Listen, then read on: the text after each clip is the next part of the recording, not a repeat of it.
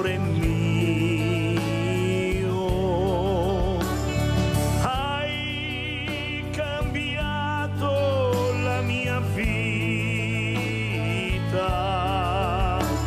ed io non sono solo e tu sei qui con me. Io ti rivedrò, sì, io ti rivedrò dentro a questa casa dove siamo stati insieme. Sto gridando il tuo nome, ti rivedrò, seguendo il tuo ricordo che mi fa scoppiare il cuore, qui dentro al mio dolore ti rivedrò, guardando una fotografia ti rivedrò e la mia mente vola via ti rivedrò, perché sei stata solo mia e te ne sei andata via. Ti rivedrò.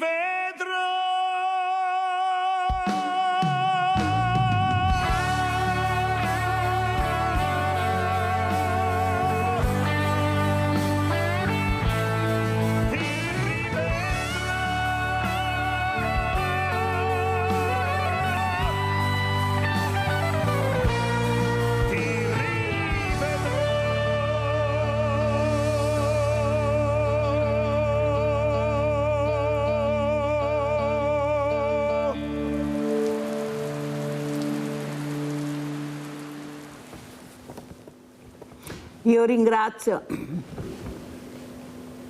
Io ringrazio e saluto Gianni Dego, questo cantante melodico che abbiamo avuto ospite diverse volte, per la sensibilità che ha avuto nel capire che forse tutti questi femminicidi, e non solo, queste morti molto giovani dovute a queste malattie imperdonabili, avevano bisogno di un ricordo.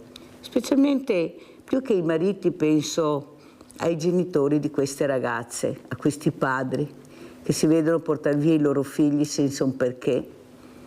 Ecco, queste figlie adorate, perché all'improvviso esce uno dall'angolo e le uccide senza nessun motivo, non le conosce neppure.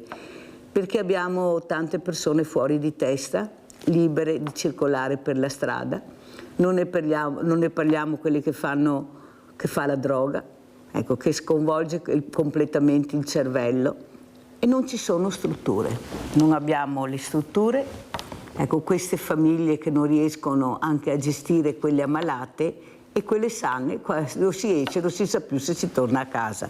Allora io ringrazio appunto Gianni Dego che è qui con noi, e ringrazio anche Fulvio Cavallari, responsabile Veneto Adusbef, perciò parleremo anche di altro, non solo di donne e di terribili momenti che stiamo passando, tutto con quello che succede. Grazie anche a lei Cavallari di essere qui. Allora Gianni Dego, perché questa canzone? Ecco, quando è stato il momento che hai capito che dovevi fare qualcosa, scrivere qualcosa? Io ho pensato ai femminicidi, mi viene normale visto i numeri che abbiamo, o queste donne che muoiono per questo tumore alla mamella incredibile, e non solo, oppure le malattie rare. Prego Gianni, come stai intanto? Tutto bene?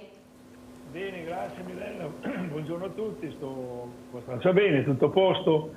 Sì, grazie.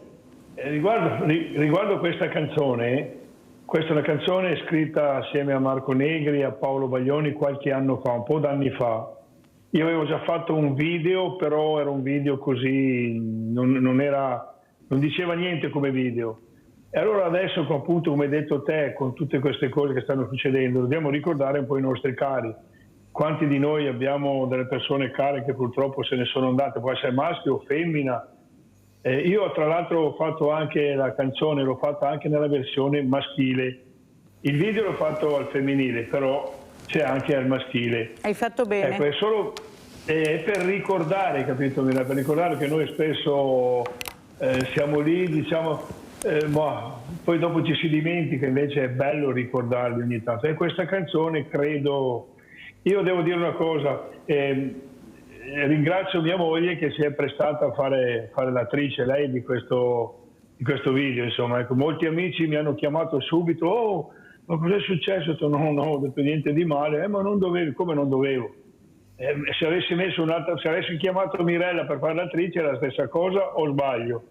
No, non so, guarda, Io non so, non so, perché è un argomento talmente delicato, è quello lì, guarda, insomma, di ricordare i nostri cari, sì. E come hai detto te che sta succedendo su queste donne, il finimondo sta succedendo. Ah sì.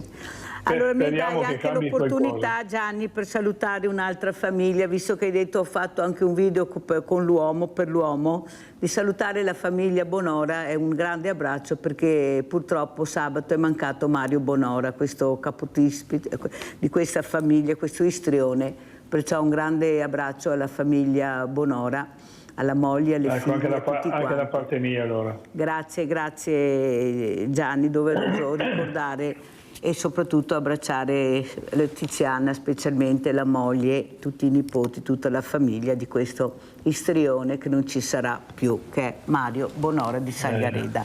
Allora, detto questo, vorrei sentire anche cosa ne pensa Fulvio Cavallari. Ecco, spieghiamo di cosa si occupa per capire l'importanza di quello che ci racconterà. Prego Cavallari.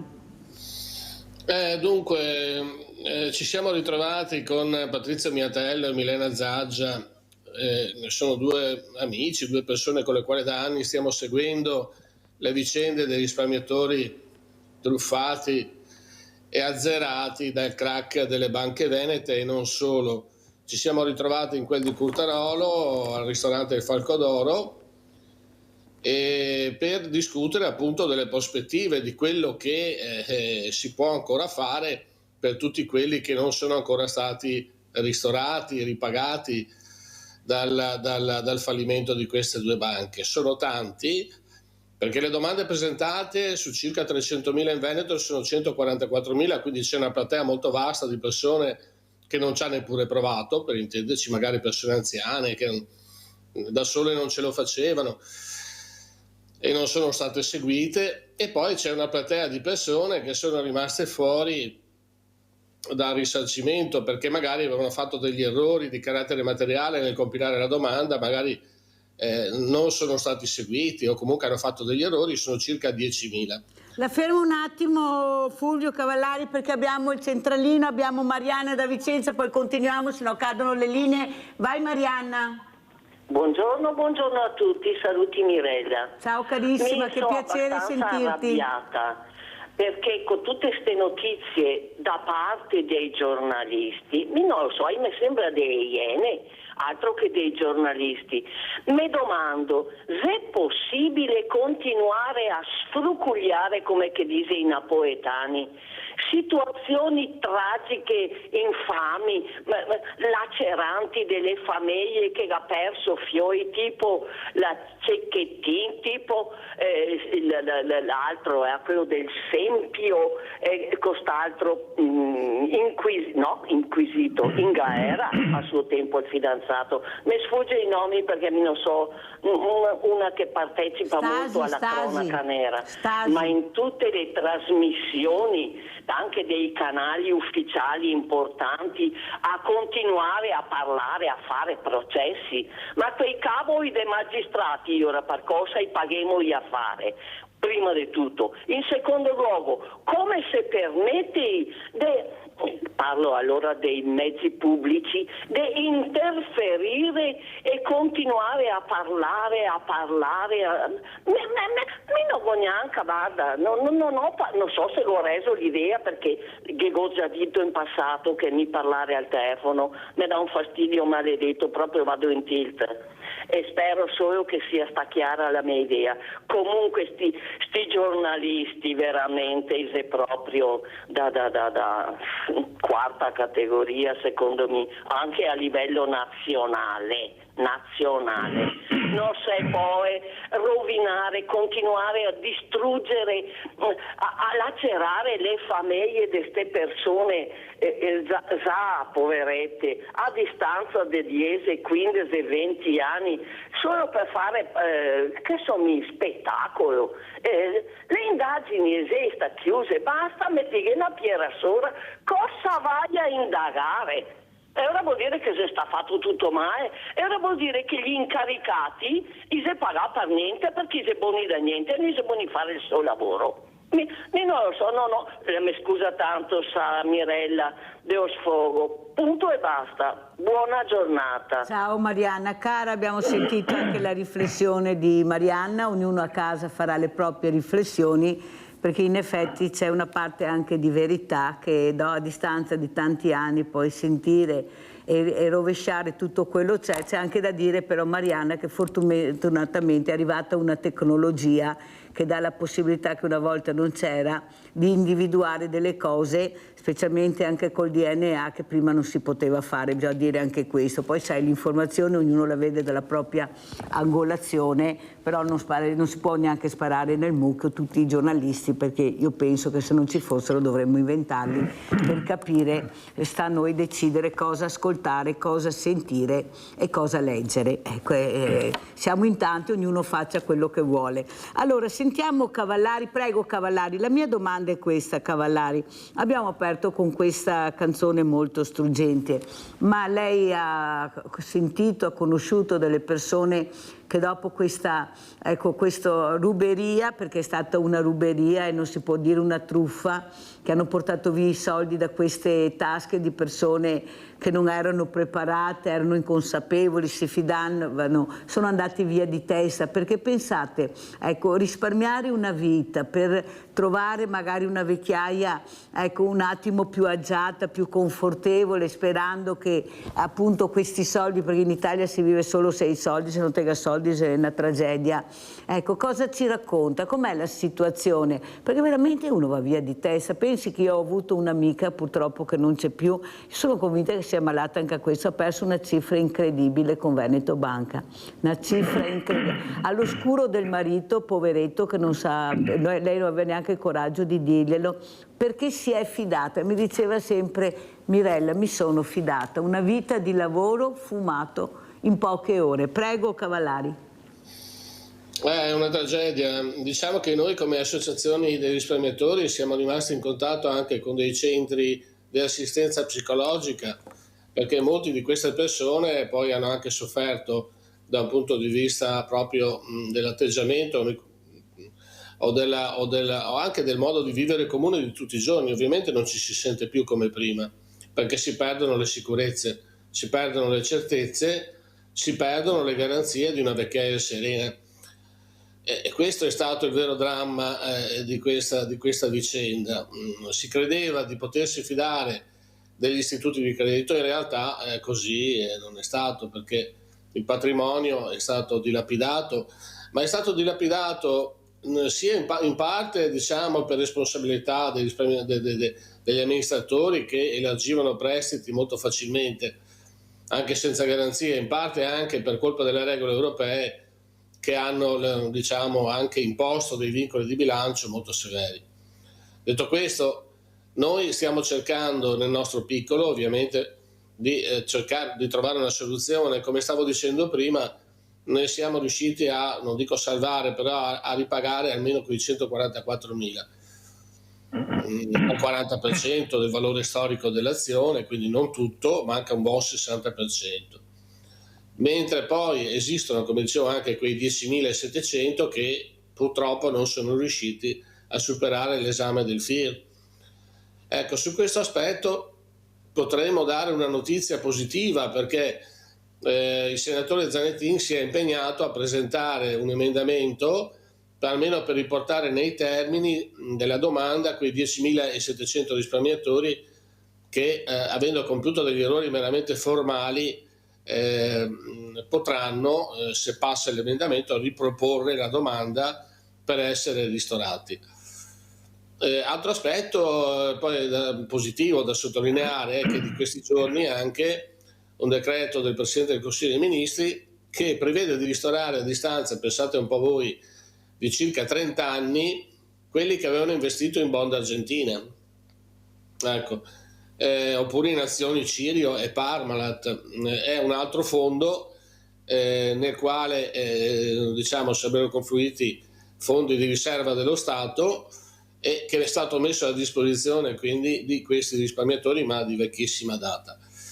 Quello a cui noi vorremmo e aspireremmo in realtà è un'altra cosa, e cioè vorremmo che venisse definitivamente formulata e approvata una norma che garantisse i risparmiatori nel momento in cui le banche saltano, falliscono, vanno in liquidazione.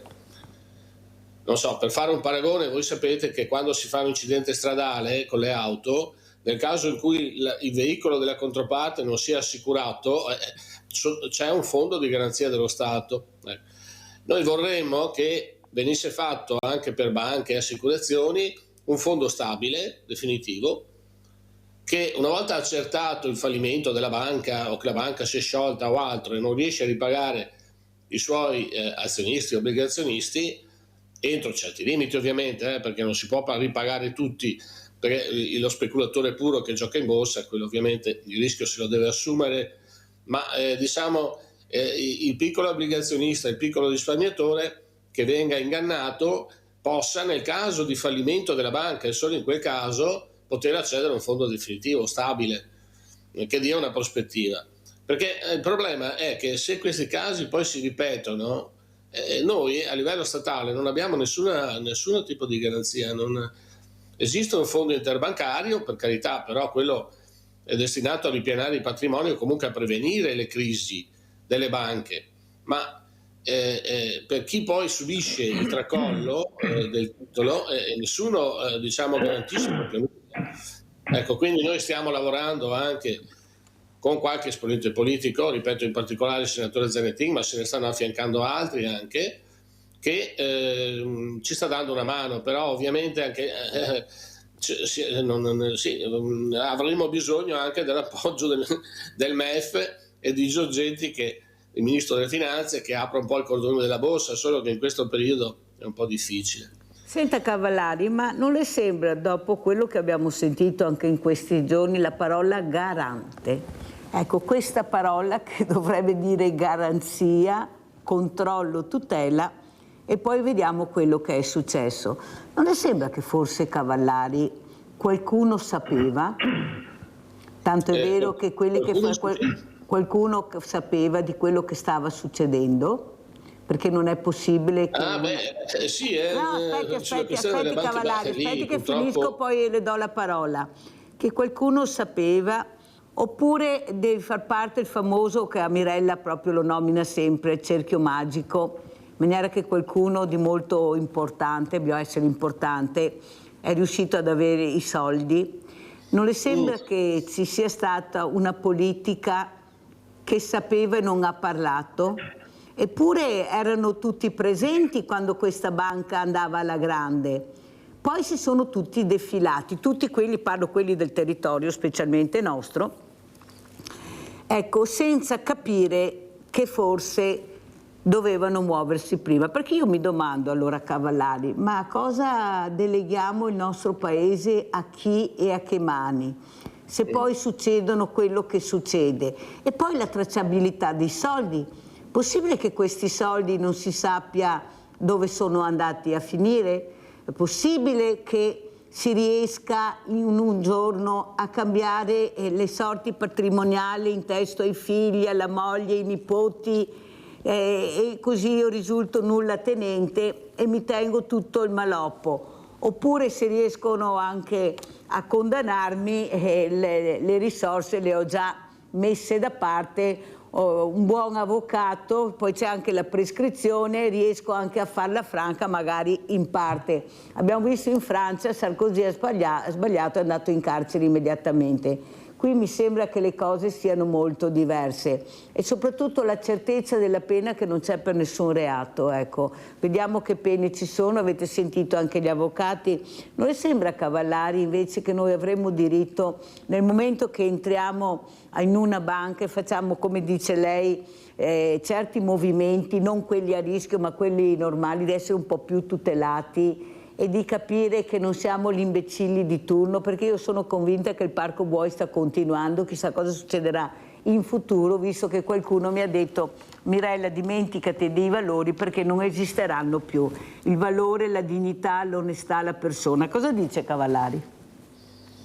Allora, mi sembra di aver capito che le domande siano due. La prima è capire se qualcuno a livello politico già avesse fiutato, intuito, e direi di sì, perché i processi insomma stanno lì apposta a dimostrare che il fenomeno era di vastissime proporzioni.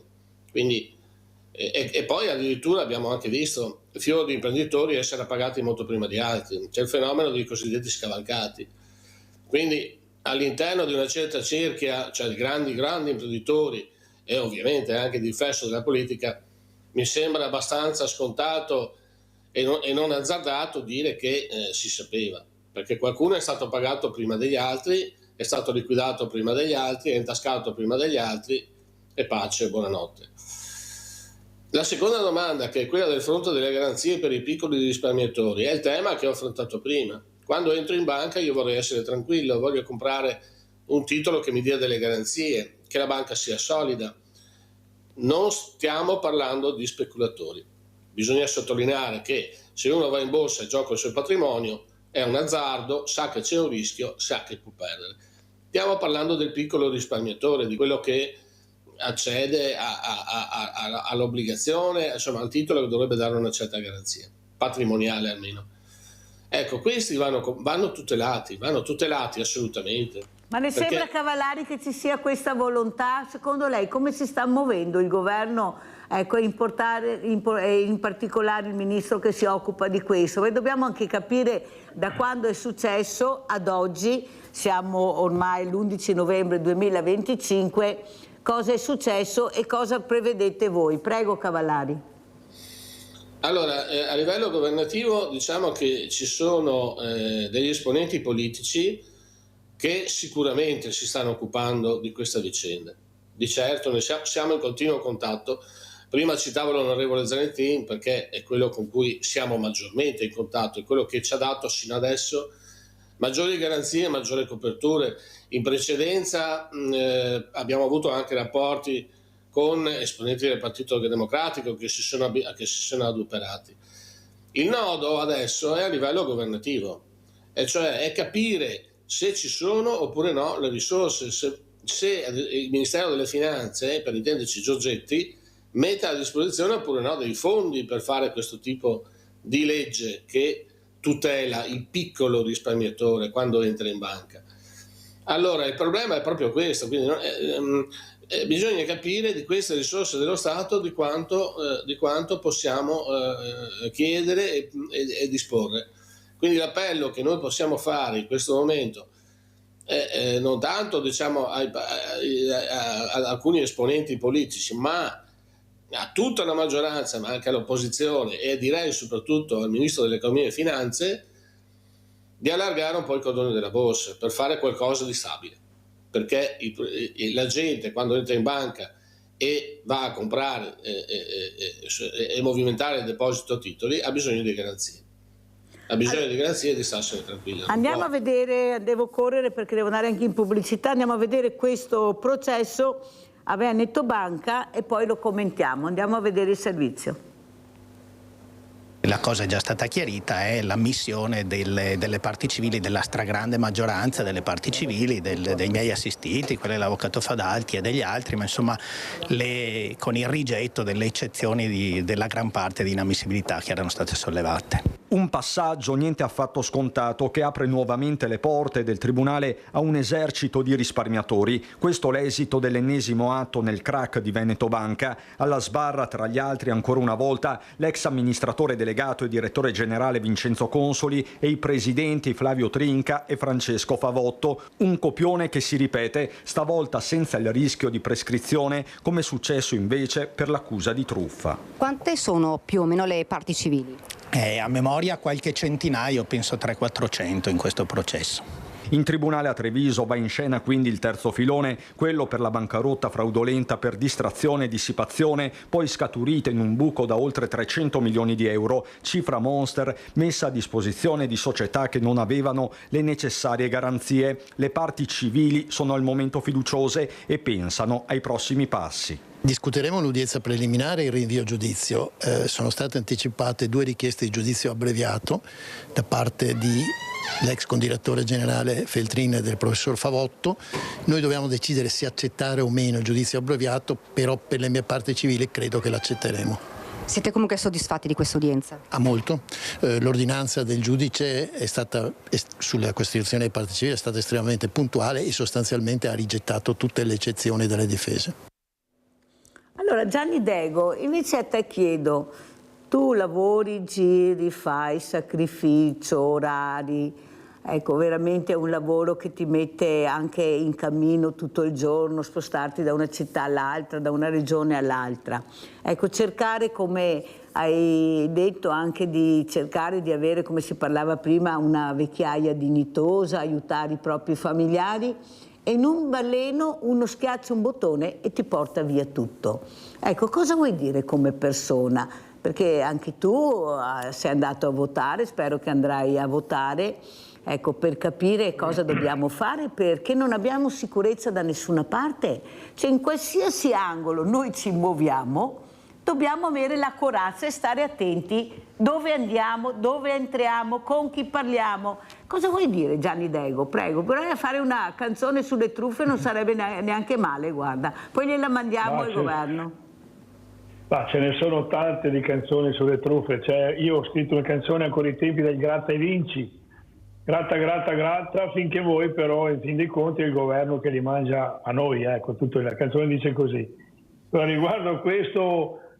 cosa vuoi dire? Quello delle votazioni, Mirella, lo sappiamo tutti perché non sono io, perché io non me ne intendo molto di politica, però mettiamo chi vogliamo a governare, che per noi non cambia niente di niente, perché ci sono troppe differenze. L'operaio che lavora, il primo, quello che produce realmente, tipo quelli che lavorano in officina 8-10 ore al giorno in mezzo al fumo, in mezzo a tante cose, o quelli della terra che lavorano mattina e sera, il prodotto poi a loro viene pagato una cifra che poi noi quando andiamo a comprare sui mercati è un'altra cosa, cioè sono cose fuori dal comune. Allora, a questo punto c'è qualcosa che non funziona, come hai detto te.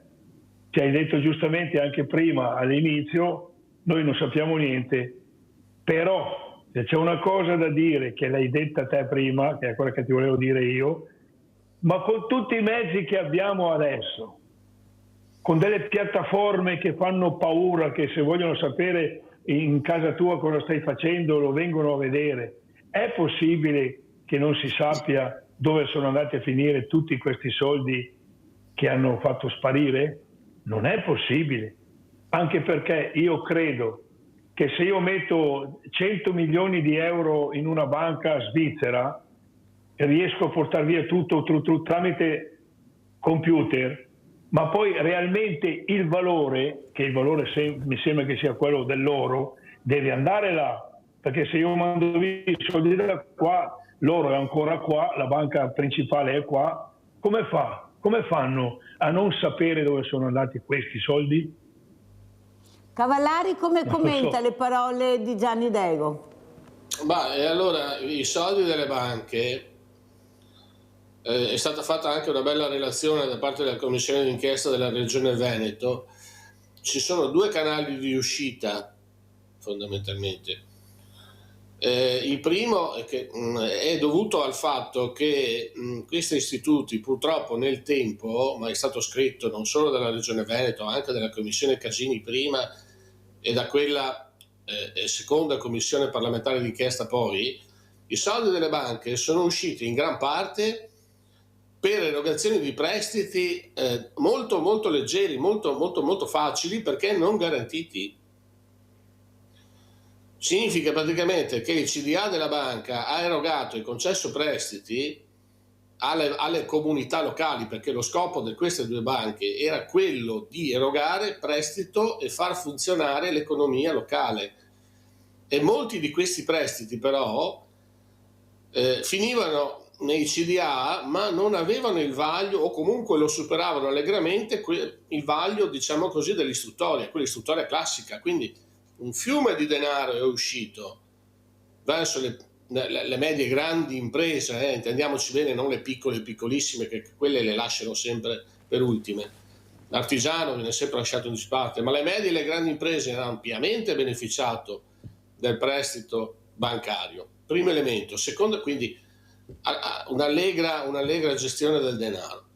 Il secondo elemento, e dicevo prima, sono le regole europee sui bilanci, che hanno imposto dei criteri di valutazione dei crediti di queste banche, che già erano farlocchi di per sé, molto restrittivi. E quindi questo secondo elemento ha letteralmente azzoppato il bilancio di queste banche. Ma mi scusi Cavallari, lei ha detto hanno fatto il prestito, ma il prestito si sa chi è andato, quanto è andato, è un prestito, lo devi restituire. E allora? Molti prestiti non sono stati restituiti. Questo è il punto. Alcuni sì, altri no. Alcuni sì, altri no. Quando parlo di finanza allegra, la commissione d'inchiesta della Regione Veneto ha appurato questo, ma anche le commissioni Casini. Cioè c'era una classe amministrativa che di fatto gestiva in maniera molto allegra i risparmi bancari. Questo è il problema. E poi, ripeto, sono arrivate come un ladro di notte le regole europee, e lì hanno letteralmente azzoppato i bilanci bancari, perché hanno letteralmente dimezzato più del 50% il valore di questi crediti. Quindi il buco grosso di queste banche è dovuto a questi fenomeni. Però mi sembra che l'impressione che ho ricavato, e quindi qual è il tema vero? Qual è il tema vero, purtroppo? Il tema vero è quello della vigilanza, cioè chi vigilava, chi controllava. Scusi, ma la Banca d'Italia che ruolo aveva a questo punto? Come? La Banca d'Italia che ruolo aveva? La Banca d'Italia ha un ruolo di vigilanza e di ispezione, va bene? Però il problema qual è? Che la Banca d'Italia ha un ruolo di vigilanza e di ispezione che non è, diciamo, continuativo, è saltuario per sua stessa natura, cioè interviene nel momento in cui apre un'ispezione. Allora interviene la Banca d'Italia. Ma direi che chi ha il compito di vigilare in maniera costante e monitorare in maniera costante, puntando i fari tutti i giorni, sono i collegi sindacali e le società di revisione. Allora, in realtà poi abbiamo potuto vedere che sì, tutta sta vigilanza non c'era, insomma, perché sennò qualcuno avrebbe detto, si sarebbe accorto di qualcosa. Ma poi in realtà questo non è accaduto e le banche sono saltate. Ma non c'era, oppure Cavallari, sospetto che mi viene, perché pensare male si fa peccato, ma qualche volta ci s'azzecca, non si voleva fare, perché mi sembra che le cose fossero anche molto chiare. Ecco, questo spreco di denaro, elicotteri che andavano e venivano, ville venete, di tutto e di più. Possibile che nessuno si sia accorto? Come dice lei, il silenzio era sovrano. Perché allora, nel silenzio qui viene qualcuno... la grande stortura. Prego? Se posso permettermi, qui c'è la stortura vera. La vera stortura del sistema è questa. Se io sono un'impresa e nomino io come impresa e poi pago io come impresa il mio organo di vigilanza, diciamo così, può funzionare veramente? Pubblicità.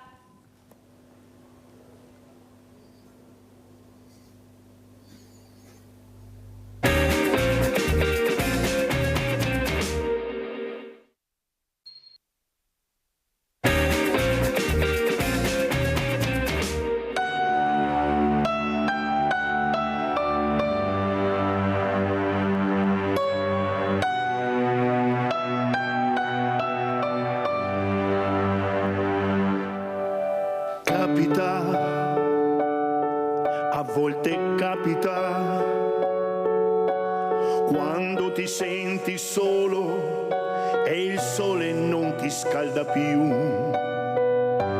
Su questo palco, come nella realtà, capita, sai, a volte capita, tra tutta questa gente, la voglia di un sorriso in più, un dolce gesto che risuonerà per l'eternità all'infinito. Vivo la mia vita giorno dopo giorno senza domandarmi mai se per te c'è ancora amore. Gioco una partita, lotto contro il tempo e a volte tempo non ce n'è per curare ogni dolore. Dai, stringiamoci insieme, insieme, insieme. Capita, a volte capita, dover dire basta, anche se in fondo tu non lo vuoi. Ci soffri dentro, ma sai che è giusto così. Capita, sai, a volte capita di chiedere conforto nella preghiera che non dici mai, un dolce gesto che ti salverà per l'eternità all'infinito.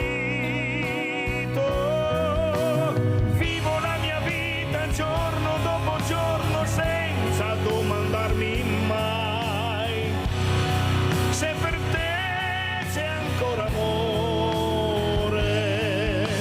Gioco una partita, lotto contro il tempo e a volte tempo non ce n'è per curare ogni dolore.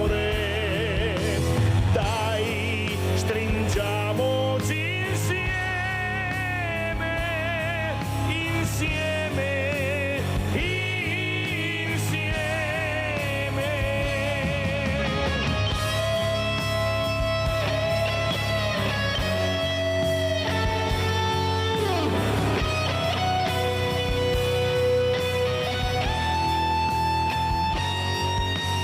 Vivo la mia vita giorno dopo giorno senza domandarmi mai se per te c'è ancora amore.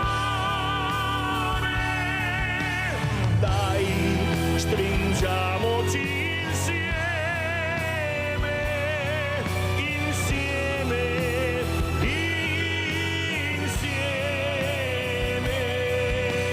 Dai, stringiamoci insieme, insieme,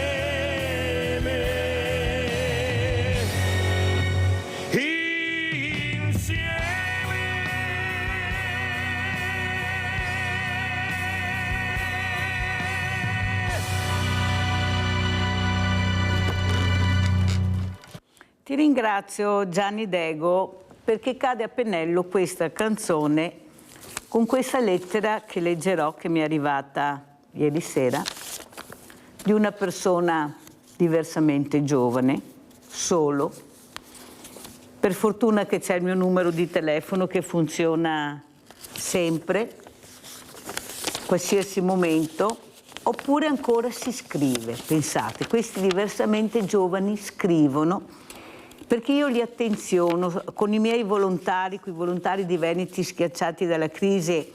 Ecco, li attenzioniamo veramente, diciamo loro: quando siete in difficoltà chiamateci, fatevi sentire, non abbandonatevi alla solitudine. Gentile signora Mirella Tuzzato, anzitutto la ringrazio per avermi procurato l'attuale appartamento e il generoso pluriennale aiuto alimentare. Purtroppo in questo periodo la salute ha avuto alcuni problemi, per cui ho disertato alcuni appuntamenti al Banco Solidale e altri dovrò disertare per almeno un mese, anche se gli esami sanitari e i pareri dei medici sono positivi. La ringrazio per la puntata di Sveglia Veneti, di Veneti scacciati dalla crisi, che mi è stata molto utile, anche quello che lei fa vedere. Auguri di ulteriore successo per la sua attività professionale e di solidarietà sociale. Allora capite che io ho un ruolo che comincia veramente a farmi riflettere sempre di più quello che è l'abbandono della persona. Come mai questo signore si rivolge alla Mirella e non a chi di dovere? Soprattutto a quelle persone che noi paghiamo perché dovrebbero fare il loro lavoro, è quello di aiutare il prossimo, ma la risposta è sempre quella. Avete sentito l'altro giorno questo signore che ho avuto ospite che ha detto in grosse difficoltà, viveva in macchina da 3 anni, per fortuna siamo riusciti a trovare l'appartamento. Guardate che non ho la bacchetta magica, non pensate che io trovo gli appartamenti così a tutti perché sennò non ne finiamo più fuori. E che ha detto per gli amministratori un'ora, un giorno, un mese, un anno, 5 anni sono la stessa cosa, ma non per noi che viviamo minuto per minuto con l'angoscia. Allora Gianni Dego, cosa vuoi dire a questo signore che sicuramente ci sta guardando, ascoltando, perché segue le trasmissioni dei Veneti, di Sveglia Veneti, soprattutto naturalmente noi arriveremo a lui, porteremo naturalmente con i volontari a casa, perché abbiamo capito che lui non riesce ad arrivare. Ma perché le persone che dovrebbero fare questo non ci sono? E la risposta è sempre quella: siete in tanti, sono in tanti, non abbiamo le risorse. Ecco, ma non avete neanche l'ascolto, perché delle volte basta anche l'ascolto. Io dico a queste persone che magari sono nominate, non sai neanche da dove vengono, che curricula hanno, nel sociale, che è una cosa delicatissima, piovute dall'alto, non si sa neanche come fanno a prendere tutti quei voti che nessuno li conosce, da dove arrivano, eppure arrivano su delle poltrone importantissime. Cosa vuoi dire, Gianni Dego? Questa è una bella domanda, quello devo dire. Io dico solo una cosa, che si sono rivolti a te, tu da persona stai facendo un lavoro molto bello, e tu questo signore l'hai aiutato, hai detto adesso certamente non ne puoi trovare altre 100, però torniamo indietro un attimino. Quelli del comune, quelli dei comuni, degli enti regionali o più su al governo, quando si va a chiedere delle cose, dico sì, dopo vediamo, poi ok, domani, sì, siamo in ballo, sai qua. Perché quando è ora di votazioni andate dappertutto per chiedere i voti, dappertutto, li portate voi se è necessario a votare, mandate non voi personalmente, logicamente mandate chi di dovere e pagate anche quello, e poi mancano i soldi in tante cose. Allora, se fate questo per il voto, vuol dire che siete in grado di fare anche altre cose. Quindi non continuiamo a raccontare delle barzellette. È ora di finirla, Mirella, è ora di finirla, perché noi non sappiamo più cosa dire, non sappiamo più cosa fare. Però quando dicono non andare a votare, guarda che se dopo qualcuno ti dice se non vai a votare non hai più i diritti, non puoi andare a chiedere. Ma allora è perché? Se veniamo a votare, che vi votiamo, datevi da fare. Adesso non diamo la colpa a questo governo o quello prima, perché sono tutti uguali. Non voglio dare colpa a nessun governo, perché sono tutti uguali. E allora torniamo lì. Se questi soldi mancano per aiutare la gente, perché un governante, e ne conosciamo tanti, sono strapieni di soldi, hanno case qua, case là, ville da tutte le parti, come avete detto anche voi prima. Dove li hanno fatti questi soldi? In pochissimo tempo. Con quelle piattaforme che l'ho detto anche prima, che ci sono da noi, se volete da noi, in un attimo sapete tutto sapete quanto abbiamo. Ci venite anche a spillare qualcosa perché ci sono le una tantum, roba varia su quello che abbiamo là in banca. Ma se noi ci tirate via 30-40 euro, quelli che lavorano, sono tanti. a voi no. Allora perché non la smettiamo e incominciamo a dire mettiamo al governo gente di dovere, oppure basta con 1 milione di partiti, abbiamo 1 milione di partiti, ecco dove vanno a finire, vanno a sperperare i soldi, vanno persi questi soldi. Perdonatemi se parlo così, non sono un politico, ma certe cose si vedono, e se vai al bar o vai al mercato si parla di queste cose, però ne parliamo solo al mercato. Non so più cosa dirvi, è ora di finirla. Grazie Gianni Dego anche per queste riflessioni che hai fatto a voce alta, sono le riflessioni dei cittadini che veramente non ne possono più. Pensate, abbiamo cambiato 70 governi per trovarci a dire le stesse cose che dicevamo anni fa. La povertà è aumentata a dismisura, l'operaio, l'artigiano sono le ultime ruote del carretto, li hanno spremuti, li stanno spremendo come limoni, non riescono neppure con 2 stipendi a sopravvivere perché non ce la fanno, gli affitti impazziti, schizzati, non sai più cosa fare. Cavallari, ecco, come ci saluta e come messaggio, che messaggio vuole lasciare questa mattina? Ma da un lato è un messaggio di speranza perché 1 o 2 parlamentari che ci stanno ascoltando li abbiamo. Dall'altro mi dispiace molto sentire diciamo, queste persone, anche magari anziane, che ti scrivono e non hanno una copertura, non hanno una visione del futuro soprattutto. Purtroppo sta accadendo un fenomeno che è molto preoccupante, cioè non solo abbiamo 5, quasi 6 milioni di poveri oramai, ma abbiamo anche un fenomeno di invecchiamento della popolazione che viene letteralmente abbandonata e lasciata a se stessa senza, diciamo, il welfare. Noi abbiamo persone oramai anziane, sole, che devono pensare a badare a se stesse e non hanno le risorse per farlo, perché non riescono a pagare l'affitto, la luce, il gas, perché le pensioni sono da fame. Questa è la realtà. Non parliamo poi di quando l'anziano solo deve finire in una RSA. Lì si apre la tragedia, perché ovviamente i figli, i nipoti, i parenti lavorano, hanno i loro impegni e si pensa a, diciamo così, al bene dell'anziano mandandolo in queste strutture. Ma queste strutture sono carissime e non hanno neanche posti disponibili. Allora abbiamo quindi 2 fenomeni: 5-6 milioni di poveri a cui nessuno pensa perché si dice non ci sono le risorse, e dall'altra abbiamo una popolazione che sta purtroppo invecchiando in maniera esponenziale e non abbiamo le strutture sanitarie e socioassistenziali per badare anche ai bisogni di queste persone. Cavallari, mi scusi, ma cosa si potrebbe fare unendo le forze? Perché è mai possibile che un semplice consigliere regionale prenda 8.000 euro? Se poi cresci, alzi, vai a 12.000, 15.000, 20.000, reversibilità completa al politico, agli altri l'hanno tagliata, pensioni, avete sentito Brunetta, per fortuna che la Meloni si è accorta che ormai, ecco, il passo era stato no falso di più, ma ha cercato di fare, perché la legge glielo permette d'altra parte, perché questa è la verità, non è che ha fatto una cosa strana. Non è che qualcuno deve dire basta e deve fare un tetto massimo a questi stipendi. Io li farei lavorare gratis, non li obbliga mica nessuno ad andare in politica, proprio a fare volontariato come facciamo noi per il bene del paese.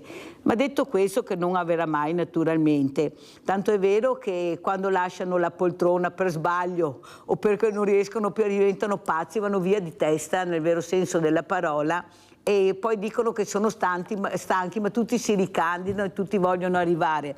Non le sembra che è giunto il momento di dire basta a questo spreco di denaro pubblico a persone che alla fine cosa è in tasca a noi? Ma vi rendete conto? Un semplice consigliere regionale che non sappiamo neppure cosa fa, non ci dicono mai niente, 8.000 euro. E come diceva Gianni Dego prima, un operaio che si fa un mazzo così, ecco, l'artigiano che è visto come il grande evasore, ecco, l'hanno segato in pieno, li abbiamo persi quasi tutti ormai, ecco, sta tutto cadendo a pezzi nel silenzio totale sociale che qualcuno dovrebbe intervenire. Ma sa qual è il problema, Cavallari? Che non viene premiata la meritocrazia e perciò se non viene premiata la meritocrazia questi discorsi trovano il tempo che trovano, però li facciamo e qualcuno li sente. Cosa dice Cavallari? È tempo di dire basta a questo spreco di denaro pubblico? Allora, chi rappresenta il popolo, io ricordo all'inizio negli anni 50 guadagnava una miseria, veramente una miseria.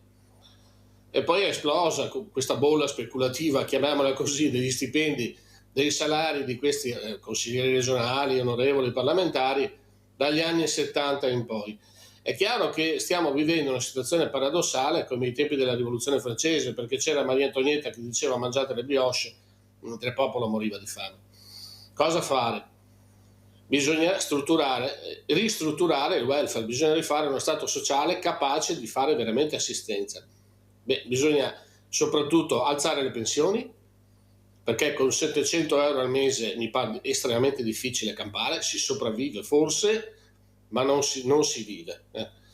Bisogna pensare ai salari, taglino le tasse, alzino i salari, i sindacati si mettano d'accordo intorno a un tavolo una volta per tutte, perché anche nel mondo sindacale abbiamo delle fratture paurose, non tutti firmano gli accordi di rinnovo, anche lì ci sono accordi che vengono messi sul tavolo, alcuni li firmano, altri no, e intanto i contratti rimangono fermi. Quindi, poi dall'altro lato anche il governo deve pensare a delle misure per abbattere l'aggravio fiscale sugli stipendi. Anche lì c'è il famoso cuneo che va eroso prima o poi, perché altrimenti siamo sempre... Non parliamo dei nuovi poveri, perché tu giustamente, Mirella, hai sottolineato l'artigiano che va in default, anche quello. Chi lo assiste? Non si sa bene che fine farà. Fallisce, chiude bottega, resta la fame lui e la famiglia. C'è una platea di nuovi poveri. Bisogna affrontare il problema, prenderlo in mano e risolverlo una volta per tutte. Siamo arrivati al terzo anno di questa legislatura. Io mi auguro che gli ultimi 2 servano a risolvere questi problemi. Perché? Perché altrimenti noi ci ritroveremo con una bolla sociale di gente esasperata che non ne può più, molto confusa, e che non intravede soluzioni, e questa non è una bella situazione. Quindi l'invito che possiamo fare ai nostri governanti è quello di rimboccarsi le maniche, prendere in mano questa che è il vero nocciolo, il vero problema del paese, e risolverlo una volta per tutte, perché altrimenti non ne usciamo e ci ritroviamo al mercato, al bar a lamentarci, come diceva prima Gianni Dego, senza poi alla fine risolvere un bel nulla. Il problema è, Cavallari, che noi non possiamo risolvere il problema, non siamo nella stanza dei bottoni. È già tanto che iniziamo a parlarne, perché si ricordi, Cavallari, che il ricco Nord-Est, ex Nord-Est, ha cessato di vivere proprio per il silenzio che è stato fatto attorno. Tutti avevano paura di parlare, di dire, di denunciare. Basta vedere cosa è successo anche con le banche. Parco Buoi azzerato, eppure l'America aveva dato dei segnali importanti e qualcuno li ha copiati, li ha portati in Italia. Tanto cosa possono farci alla fine? Sono tutti liberi, tranquilli, con dei grandi gruzzoli messi da parte che nessuno vuole o sa trovare. Detto questo, io la ringrazio, Cavallari. Ecco, l'unica cosa che mi sento di aggiungere è che purtroppo i nuovi poveri sono le persone che lavorano, che con 2 stipendi non ce la fanno a vivere. Questi sono i poveri, non sono più i barboni di una volta, sono le famiglie che lavorano e che non ce la fanno a sopravvivere, perché è aumentato tutto in una maniera incredibile. Io ieri ero dal fruttivendolo, una signora si è spaventata quando ha sentito il conto, ha detto guardi che ha sbagliato, l'hanno rifatto ma il conto era esatto. Grazie, grazie ai miei ospiti, pubblicità.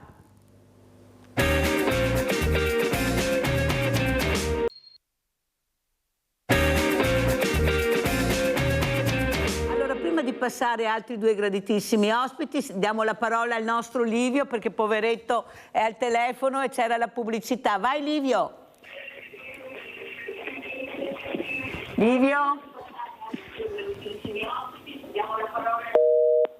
È caduta la linea, adesso la riprendiamo Livio, non ti preoccupare perché so che è un problema qui centralini con le linee, stai tranquillo che adesso Edoardo ti richiama. Allora vi presento subito gli ospiti graditi che sono Gianluca Fraioli, segretario UIL Veneto, grazie Fraioli di essere qui, assieme a Giancarlo Gazzola che voi conoscete perché lui è... Sono stato vicepresidente nazionale di Mountain Wilderness, che tradotto in italiano è montagne selvagge, e noi ci occupiamo come alpinisti e amanti della montagna proprio per la tutela della montagna, e non solo della montagna ma anche dei cittadini che ci vivono intorno alle montagne. Faremo un discorso lungo su questo, cosa sta succedendo anche in questi giorni con questo anche cambiamento climatico che neppure più gli esperti, ma i grandi esperti riescono a capire in 2 minuti cosa succede. Vediamo se c'è Livio. Livio? Pronto? Pronto? Non riesco... Ecco, ditemi quando c'è per cortesia perché ci tengo, lo sapete. Sì, pronto? Eccolo qua. Dai Livio, ciao. Ciao Mirella. Riguardo a quello che si diceva pochi minuti fa, sì, bisognerebbe che tutti i politici, dai senatori, deputati, consiglieri regionali, assessori, eccetera, dicessero: io voglio essere il primo che si dimezza lo stipendio. E allora sarebbero credibili, capisci? Se non fanno così non saranno mai credibili, perché se ne parla da una vita di questi privilegi, di questi stipendi enormi. E però non è mai stato fatto niente. Devono essere loro che per essere credibili si dimezzano per metà lo stipendio. Ecco, grazie. Grazie a te caro Livio. Allora io adesso ne parlerò con Gianluca Fraioli, segretario UIL Veneto Treviso, perché io ho un banco solidale, ma poi oltre il banco giro molto e incontro i cittadini oppure mi fermano. Sono stata a Venezia, anche là mi hanno fermato per dirmi che le cose vanno male. Sono tutti cittadini che si lamentano perché sono figure che hanno o stipendi o pensioni da fame, che non riescono più, anche lavorando, ad arrivare a fine mese, anziani diversamente giovani, come la lettera che ho letto, non riescono neppure più a curarsi, non riescono ad arrivare al banco solidale a fare la spesa, perché appunto essendo con problemi, per fortuna che c'è il mondo del volontariato, grande mondo, che aiuta, che anche se loro non vengono, arriviamo noi da loro, però non può che essere il mondo del volontariato che deve pagare per fare il volontariato, perché questa è la verità. Dobbiamo girare col commercialista, ci fanno i controlli. Adesso io, essendo presidente, avrò ancora più responsabilità, perché ci stanno segando, perché vogliono segarci, perché siamo in tanti e diamo fastidio. Devono rimanere i 4-5 forti, di nomi prestigiosi, tutto il resto è diventato noia per loro, che disturba. Cosa dice Fraioli? Come vede la situazione lei all'interno di questo sindacato importante? Innanzitutto ti ringrazio Mirella dell'invito, ringrazio le telespettatrici e i telespettatori che ci stanno ascoltando. Allora, premesso, il dito nella piaga. Noi da tempo stiamo dicendo che c'è un problema di redditi in questo paese, non lo stiamo dicendo noi, lo dice l'Istat, e sicuramente l'Istat non è un ente fazioso di parte, perché quando mi si dice che gli stipendi oggi sono il 10% in meno come potere d'acquisto rispetto agli stipendi di 8 anni fa, insomma l'allarme dovrebbe esserci. E se una persona gira per le strade, io ultimamente mi sono sabato e domenica, lasciamo stare durante la settimana, proviamo a guardare sabato e domenica quante persone sono in giro a lavorare, anche la domenica, non stiamo parlando un attimo perché ha il microfono che non funziona, allora mandiamo un video per far capire anche, anzi un servizio molto importante, che per far capire anche cosa sta succedendo, ecco il problema che abbiamo, che è un problema molto, molto grave, anche perché abbiamo questi anziani che devono convivere, magari certi anziani, con dei figli pericolosi, perché non sono nelle strutture dove dovrebbero essere curati. Andiamo a vedere questo anziano picchiato dal figlio. Un'aggressione brutale avvenuta la settimana scorsa a Mogliano Veneto. Un 53enne ha picchiato l'anziano padre arrivando a gettarlo dal terrazzino. L'84enne si trova ora ricoverato in rianimazione all'ospedale di Treviso. A dare l'allarme sarebbe stato proprio il figlio affetto da tempo da gravi problemi psichici. Tutto sarebbe iniziato per una lite forse legata a ragioni economiche. L'uomo avrebbe chiesto al padre dei soldi, ma al rifiuto dell'anziano il figlio lo avrebbe picchiato violentemente. Teatro dell'aggressione la villetta dove viveva l'84enne e dove da qualche tempo era tornato a vivere anche il 53enne. Prima l'uomo si trovava in una comunità. A volerlo a casa era stato proprio il padre, che non riusciva a darsi pace. Nonostante la netta opposizione del resto della famiglia, aveva deciso di andare a prenderlo e farlo uscire dalla comunità. Lo voleva accanto, seppur in una situazione non semplice da gestire. Ed i problemi, una volta arrivati a casa, sono emersi subito. L'aggressore, seguito da un amministratore di sostegno, si trova ora ricoverato nel reparto psichiatrico dell'ospedale di Treviso. Gli è stata imposta la misura cautelare dell'allontanamento da casa e il divieto di avvicinamento al padre. Agli inquirenti si è giustificato dicendo che il padre lo stressava. Ora la villetta è stata posta sotto sequestro. Allora adesso riprenderemo con Gianluca Fraioli, però per far capire che c'è qualcosa che non va. Io capisco che questo padre, ecco, adorava questo figlio, abbiamo visto, nonostante la famiglia avesse detto guarda che non si può, però lui è andato a prenderselo. Però qualcuno deve intervenire, cioè non è che uno possa decidere da solo quando c'è un problema di sicurezza e di gravità a quei livelli. Non stiamo parlando di un bambino di 3 anni, stiamo parlando di una persona di 53 anni gravemente disturbata che non doveva assolutamente ritornare a casa, questo penso io, perché la sua libertà inizia dove inizia la sicurezza del papà, secondo me, questo volevo dirlo. Però qui ognuno fa quello che vuole, perché queste sono le leggi. Inutile che siamo in democrazia, bisogna vedere soggetto per soggetto. Ecco, e poi riprendiamo perché forse non si era sentito quello che aveva iniziato a dire Gianluca Fraioli. Prego. È pazzesco quello che abbiamo appena sentito, mi dispiace per quel padre, ma mi dispiace per tutta la famiglia che comunque si trova in questa condizione. Condivido sul fatto che probabilmente il Parlamento dovrebbe cominciare a legiferare in merito ad argomenti che oggi esistono e che non fanno più parte della nostra realtà, perché se fanno parte di periodi di 50 anni fa, le cose sono cambiate, probabilmente qualcosa ancora nessuno l'ha capito. Ora, tornando un attimo a noi, no, che si parlava di questo problema di stipendi, dei redditi, ma noi facciamoci una domanda. Guardiamoci intorno la domenica, quante persone vediamo in giro a lavorare la domenica, ma non sono persone che svolgono attività la domenica, sono persone che lavorano dal lunedì al venerdì e poi hanno bisogno di lavorare anche sabato e anche domenica. Sono ricadute sulla salute di queste persone, sono ricadute sulle famiglie, sono ricadute sulla condizione di queste persone. È naturale che poi qualcuno dica questo è un paese che si sta sempre più stressando. Ma lo stress è uno stress indotto, non è uno stress volontario.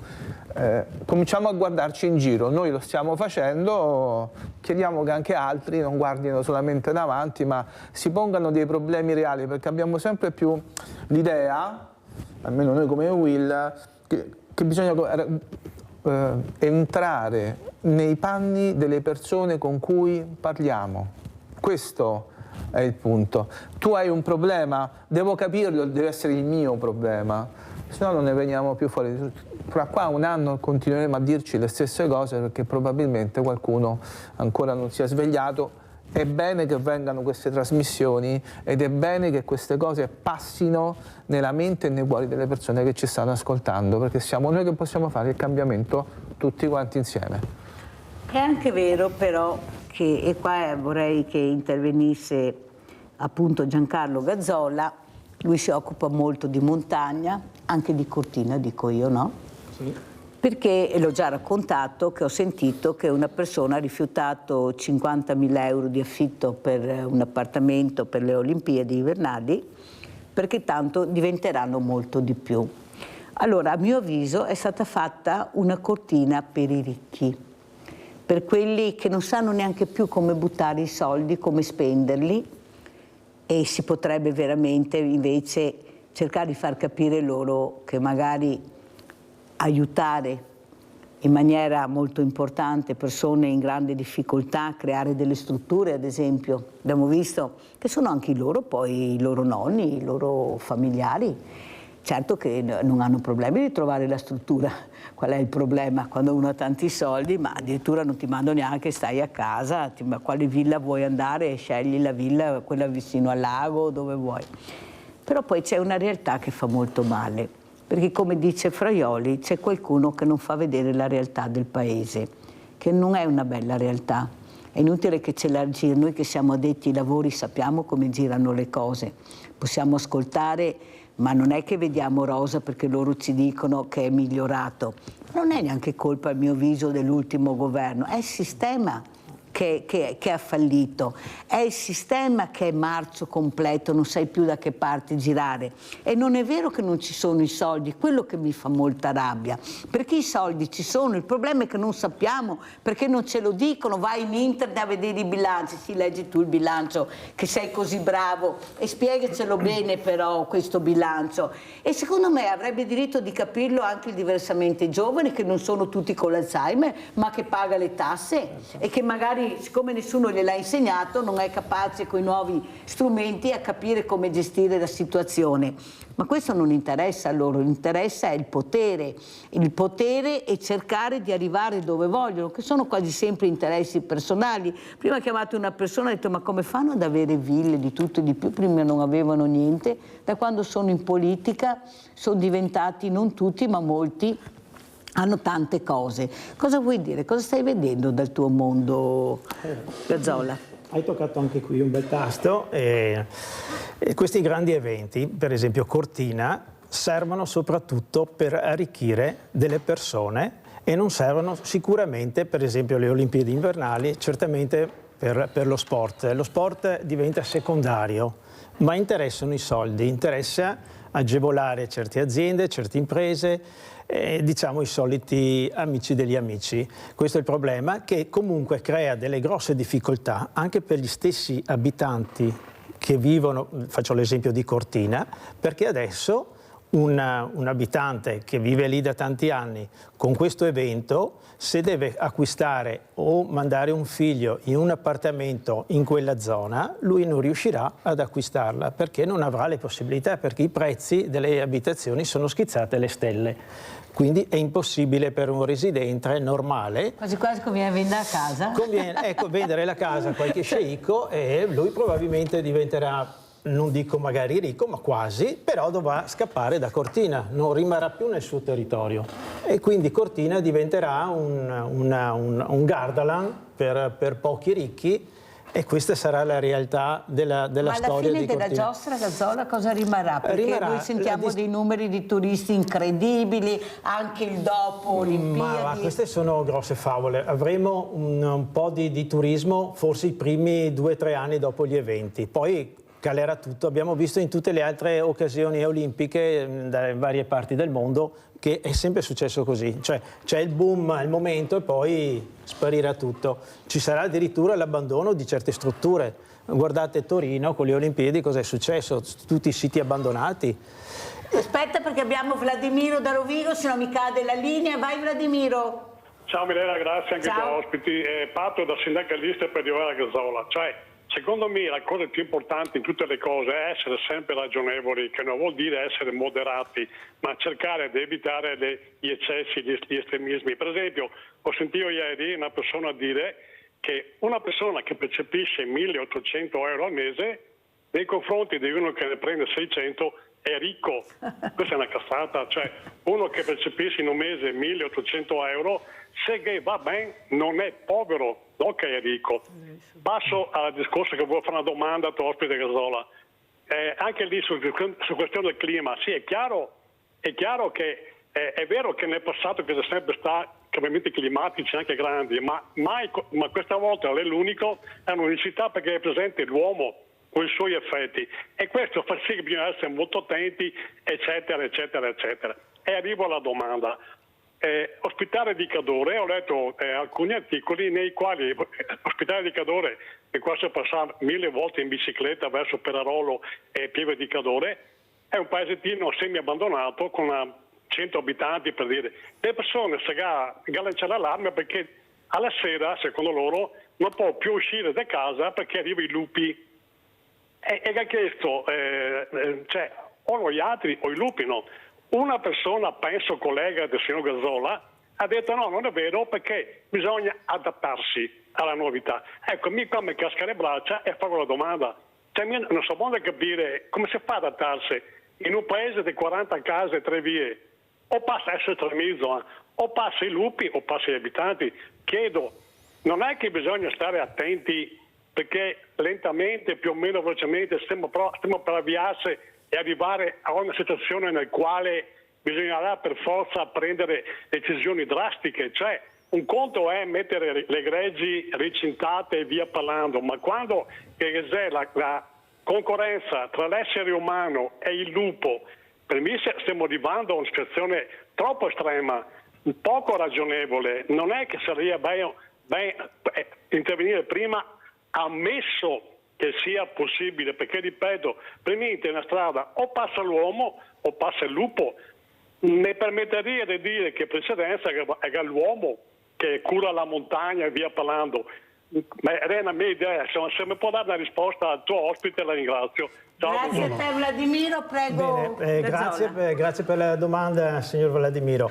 Il lupo è un problema che è diventato in alcune zone veramente una questione da risolvere. Il problema non è sicuramente cacciarlo e ucciderlo, il problema è cercare di controllare in certe zone l'avanzamento di questo selvatico e cercare in qualche modo di allontanarlo. Questo è un problema che deve risolvere la politica però, perché noi non possiamo intervenire in questo settore. Però noi siamo naturalmente contrari all'uccisione del lupo e dell'orso. Capisco la difficoltà in certe zone, in certi paesini di montagna che magari ci sono 4 cittadini ormai che ci vivono, come ha accennato il Signore, e capisco che magari trovarsi il lupo davanti a casa non è molto simpatico, però questo è una cosa che deve risolvere la politica e deve intervenire in modo da controllare questo flusso di questi lupi, perché il lupo naturalmente, cos'è la colpa anche che il lupo arriva nei paesi di montagna? Perché noi stiamo distruggendo il loro ambiente nei boschi in alta quota. Per esempio, Cortina con le Olimpiadi stiamo costruendo un sacco di vediamo le immagini anche per cortesia che ha mandato Quindi Gazzola. Il lupo è costretto a scappare da quelle zone perché noi lo andiamo a disturbare nel loro habitat e quindi lui cerca riparo in zone più tranquille. Naturalmente viene vicino all'uomo, viene in cerca di cibo. Noi stiamo distruggendo il loro ambiente e la colpa è dell'uomo, non è del lupo che si avvicina alle case. Siamo noi che stiamo distruggendo proprio il loro ambiente e qui la politica in qualche modo è lì anche per questo e deve risolvere questo problema, non certo uccidendolo. Gazzola, ma in Canada, io cito sempre il Canada perché è quello più conosciuto, convivono tranquillamente con i lupi e con gli orsi, anche perché il lupo non attacca l'uomo. No. Ecco, perciò cominciamo a sfatare questa cosa che non è vero, perché il messaggio invece che abbiamo sentito anche... Ma anche l'orso è la stessa cosa. Anche l'orso è la stessa cosa. Abbiamo anche una grande tecnologia che forse riuscendo a far capire agli amministratori di metterla in atto, io capisco le sagre e le feste, ma magari impegnare anche più tecnologia non sarebbe male, visto che tecnologia vuol dire anche informazione veloce e rapida. Ma quello che traspare è che non riusciamo a capire qual è l'obiettivo dei vari governi che si sono succeduti. Parlo di 70 governi, nel senso che stiamo diventando sempre più poveri, perché i poveri sono, Fraioli, le persone che lavorano, sono questi poveri, persone che lavorano. Allora io vorrei anche capire a Gazzola e poi Fraioli cosa sta succedendo a Cortina. Per cortesia, se mi mandate le immagini che ha mandato Gazzola del cemento a Cortina, di queste mega impianti, mega strutture, allora prego. E chi poi pagherà tutte queste cose? Prego, facciamo vedere. Tutti dovrebbero leggere questo libro qui. E questo è un Vangelo proprio reale di quello che sta accadendo realmente a Cortina. Qui questi sono dati reali, non quelli raccontati dalla politica, e come vengono spesi i nostri soldi in queste Olimpiadi. E per me sono Olimpiadi insostenibili, che loro dicevano che erano ad impatto zero, non hanno mantenuto nulla di quello che hanno firmato nel momento dell'accordo di ricevere queste Olimpiadi invernali. Hanno detto 3 bugie, ve le leggo un attimo in maniera un po' veloce per capire dov'è il danno. Allora, le prime 3 bugie sono state: la prima, che le sedi delle gare dovevano essere già esistenti e richiedevano solo un moderato restyling. Nulla di questo è stato fatto, hanno distrutto tutto, hanno rifatto gli impianti, la pista del bob è stata distrutta, l'hanno fatta nuova con 125 milioni di euro di denaro anche pubblico. Quindi poi mi vengono a dire che non ci sono i soldi per le persone che non riescono ad arrivare a fine mese. Qui a Cortina stanno mandando, il titolo di questo libro, una montagna di soldi. È una cosa veramente vergognosa. Un'altra delle bugie che loro hanno detto è stata che la filosofia di moderazione e responsabilità finanziaria darà vita a giochi olimpici invernali di cui tutti potranno essere orgogliosi, talmente orgogliosi e moderati che la spesa pubblica per le sole sedi di gare e strutture non agonistiche collegate si è gonfiata da 204 milioni di euro alla stratosferica cifra di 945 milioni di euro, quasi 1 miliardo di euro. Cioè è una cosa folle. Questi sono stati dei pinocchi, ci hanno raccontato favole. Non è possibile che noi non riusciamo ad arrivare a fine mese e qui buttiamo tonnellate di milioni di euro. Sandra da Padova, poi andiamo da Fraioli. Vai Sandra. Ciao Mirella e buongiorno agli ospiti. Io non mi addentro sulle Olimpiadi perché ha spiegato bene il signore che è a fianco a te. Volevo dire però una cosa. Io conosco Cortina perché, parliamo di tanti anni fa, ero ospite, avevo degli amici possidenti, diciamo così, dunque io non ho mai tirato fuori i soldi e in periodo invernale era pieno di gente, è sempre stata una zona per ricchi, parliamoci chiaro Mirella. Poi sono andata anche altre volte fuori stagione, è il deserto. Dunque, diciamo che Cortina è un po' l'emblema come St. Moritz, come altri posti di montagna turistici, inutile che ci nascondiamo. Poi chi ha gli appartamenti è logico, chi magari ha un appartamento che non è il massimo ma che è diciamo gradevole, è chiaro che prende dei soldi perché il reddito di tutti i cortinesi non è che siano tutti ricchi, parliamoci chiaro. Però a parte questo, che non voglio neanche addentrarmi perché ormai è tanti anni, io volevo anche dire al signore della UIL, io è anni che vado alla UIL e ha ragione, o forse sono stata fortunata, ho trovato delle persone che sono in confidenza da tanti anni, che sono sempre state molto esaustive alle mie domande e si sono prese a cuore le mie problematiche di una cosa dell'altra. Anzi, devo dire che mi chiamano anche per fissare l'appuntamento, mi dicono guarda che devi fissarlo prima perché poi magari è troppo tardi. Sono sempre molto disponibili alle mie possibilità orarie. Dunque, posso solo dire della UIL, io parlo per me. Dunque, poi dipende, posso anche dire, te l'ho già detto Mirella tante volte, in tutti gli uffici che sono pubblici, può essere anche l'ospedale, tu non puoi entrare con arroganza davanti a un ufficio, a un essere umano che è come te, con arroganza, con poca gentilezza. Cioè, io credo che il rispetto, la gentilezza dovrebbero essere la base di ogni essere umano. Io sono così, sono sempre stata così, saluto le persone, delle volte a forza di vedere le stesse facce ci salutiamo e non ci conosciamo, però il buongiorno penso che sia una cosa molto carina, questo è il mio pensiero e auguri per queste Olimpiadi, speriamo, non lo so. Grazie cara ecco. Sandra.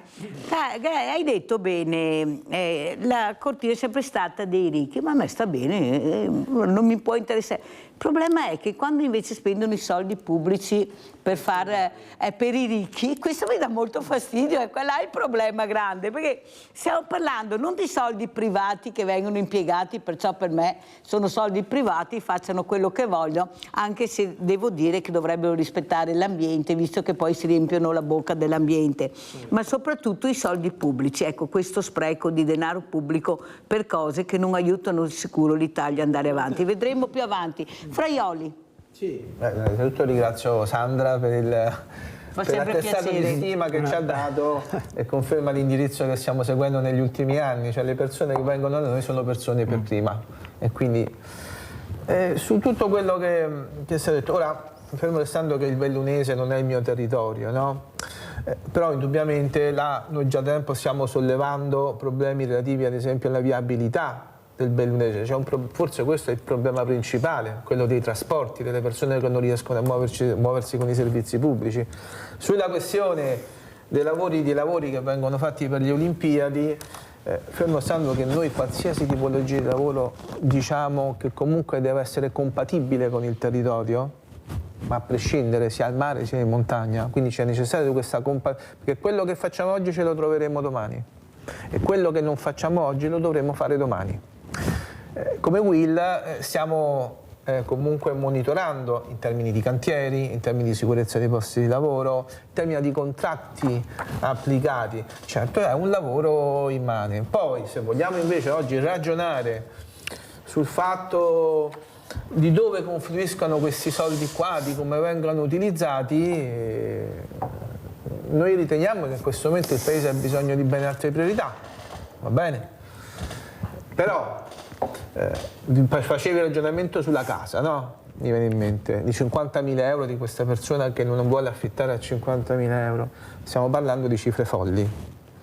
Ma se oggi noi qua a Treviso non riusciamo nemmeno a affittare una casa normale, un monolocale che ti chiedono quasi 1.000 euro, perché? Perché è più conveniente una locazione commerciale? Il vero problema, uno dei grossi problemi che oggi c'è qua, forte, e questo lo voglio dire chiaro, è che le locazioni commerciali stanno impattando sulla vita delle persone, stanno impattando sul lavoro, e ci fa specie che qualche azienda dice io non riesco a trovare il lavoratore. Ma il lavoratore prima di venire in questa provincia qua, prima di venire a lavorare nell'azienda X, deve sapere dove andare a vivere perché vuole portarsi la sua famiglia. E se gli stipendi non sono da 2.500 euro al mese e nemmeno da 1.900 euro al mese come qualcuno racconta, ma oggi gli stipendi in questo paese sono molto più bassi perché la contrattazione è quella della produttività, no? La famigerata produttività ancora non si è sviluppata bene come dovrebbe essere sviluppata, quindi non mi va a integrare il salario veramente. Qualcuno ancora mi deve... Io non l'ho capito. Io sinceramente, Mirella, ancora non l'ho capito e presumo che più di qualche spettatore non l'ha capito. Come possiamo chiedere a una persona di venire a lavorare qua quando a questa persona gli si dice domani vai a dormire in tenda, te e tutta la famiglia? Perché se ho uno stipendio di 1.500 euro al mese quando mi va bene, quando mi va bene, vorrei essere chiaro, quando mi va bene, con il costo della vita che è quello che è, con un'inflazione che non è al 2% come qualcuno ci racconta, basta fare la spesa in un qualsiasi supermercato e tu queste cose le conosci bene. Ora spiegatemi come posso portarmi io una famiglia qua anche se ho un posto di lavoro, anche se ho una possibilità di lavorare. Gazzola, come commenta? Commento che i soldi ci sono, questo è il problema vero, e non vengono usati dove servono, vengono usati e vengono sprecati. Per esempio le infrastrutture, che si parlava anche delle strade per andare in montagna e quant'altro, hanno cercato e dovevano essere strade organizzate ancora per i mondiali del 2021 invernali.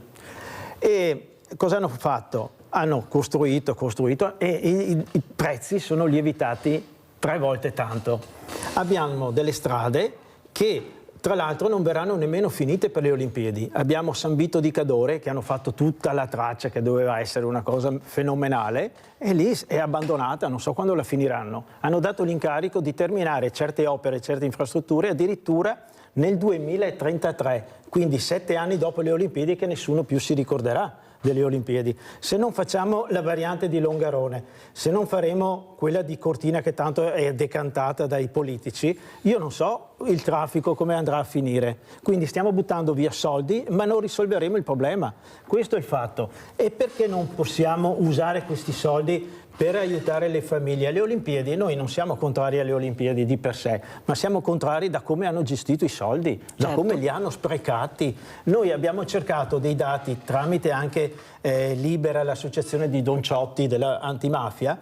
Siamo entrati nel sito che prima si parlava di entrare e cercare dei dati per capire le persone anziane, ma non ci riusciamo nemmeno noi che sappiamo come maneggiare un computer, perché ci sono dei dati che sono talmente nascosti volutamente che non riusciamo ad andare a capo. Nemmeno Libera è riuscita ad avere tutti i dati precisi, quindi non sappiamo realmente, cioè a conti fatti, quanti soldi spenderemo per queste Olimpiadi. Fino adesso siamo riusciti a trovare che sono 7 miliardi di euro e non dovevamo spendere 0 soldi e non devastare il territorio. C'è quella famosa funivia che era stata bloccata perché c'era una frana, addirittura quella di Apollonio Socrates, che chi conosce la zona, per andare sulle Tofane. Questa qui è progettata soltanto perché per permettere ai turisti per andare a vedere le gare olimpiche delle donne che faranno le discese sulle Tofane. Poi cosa servirà questo impianto? Tra l'altro c'è una minaccia di una frana attiva, quindi pericolosa, perché è da secoli che questa frana si muove. Hanno iniziato i lavori qualche mese fa, si è aperta addirittura una spaccatura del terreno, quindi adesso è stata sospesa. Alcuni cittadini di Cortina hanno fatto ricorso al TAR del Lazio, il TAR del Lazio ha dato contro i cittadini perché queste opere con le Olimpiadi tutte devono essere fatte, soldi buttati, quindi adesso hanno dato ragione ai costruttori, quindi questa cabinovia verrà costruita, sposteranno dei piloni per evitare questa frana in qualche modo, però verrà fatta, quindi soldi buttati. Monica da Paese, vai Monica. Buongiorno a tutti i vostri ospiti. Allora, io volevo chiedere un'informazione al signore della Will. Fraioli, sì. Sì. Allora, io sono una lavoratrice con le categorie protette, lavoro part-time e ho un stipendio lordo di più o meno 800 euro. Ebbene, sono stata a casa in malattia 2 settimane e ho preso una miseria di stipendio, la metà di quello che prendevo. E siamo in 2 che lavoriamo e mio marito lo stesso aveva preso il Covid, anche lui come me, anche lui gli hanno ridotto lo stipendio per 1 settimana in malattia. Io chiedo, com'è possibile che uno prende un stipendio da fame e purtroppo non arriva a fine mese perché ha il mutuo, perché ha questo, perché ha quello? Cioè, è giusto per la malattia togliere dei soldi? Domanda, è giusta sta cosa? Togliere dei soldi della busta paga? Perché, insomma, uno... Cioè, non si arriva neanche alla fine della settimana, si arriva... bene o male, ma neanche alla fine della settimana, neanche alla fine del mese. Monica, scusa, ripeti il tuo stipendio lordo per cortesia? Di quanto 800 euro. Quanto? Un part-time.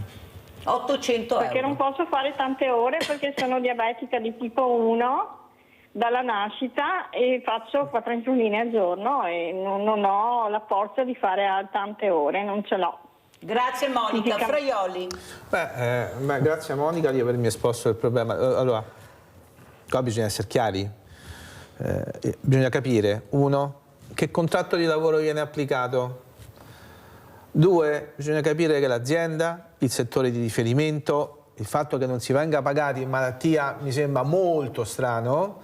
Quello che posso dare a Monica, il consiglio che posso dare a Monica, anche per evitare di darti un consiglio sbagliato, comunque perché, ripeto, ogni caso è a sé stante, vieni da noi, nella nostra sede, e ti diamo sicuramente una risposta e se c'è qualcosa che non va, la saneremo. Questo è sicuro. Però questo è il disagio. C'è tanta non conoscenza. I lavoratori oggi, le lavoratrici, non hanno conoscenza dei loro diritti, perché sembra che abbiano solo doveri.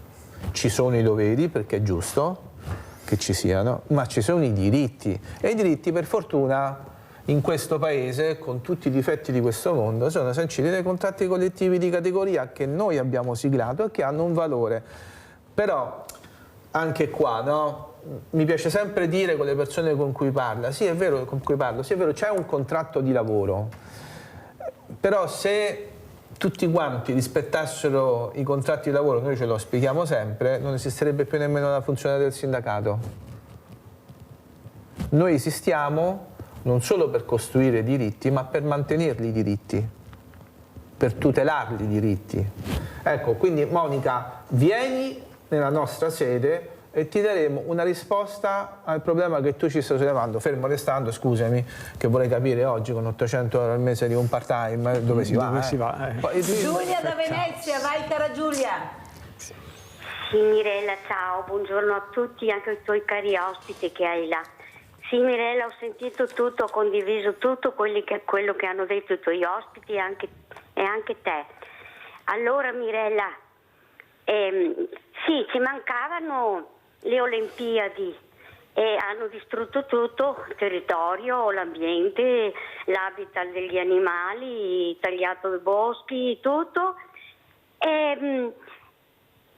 Eppure ci manca anche il ponte di Messina, che spero proprio che non si faccia, perché cadremo in un burrone. Adesso non ci sono i soldi neanche per pagare, alzare gli stipendi, per fare tutto che devono fare. Dove andranno a prenderli? Sai Mirella cosa fa?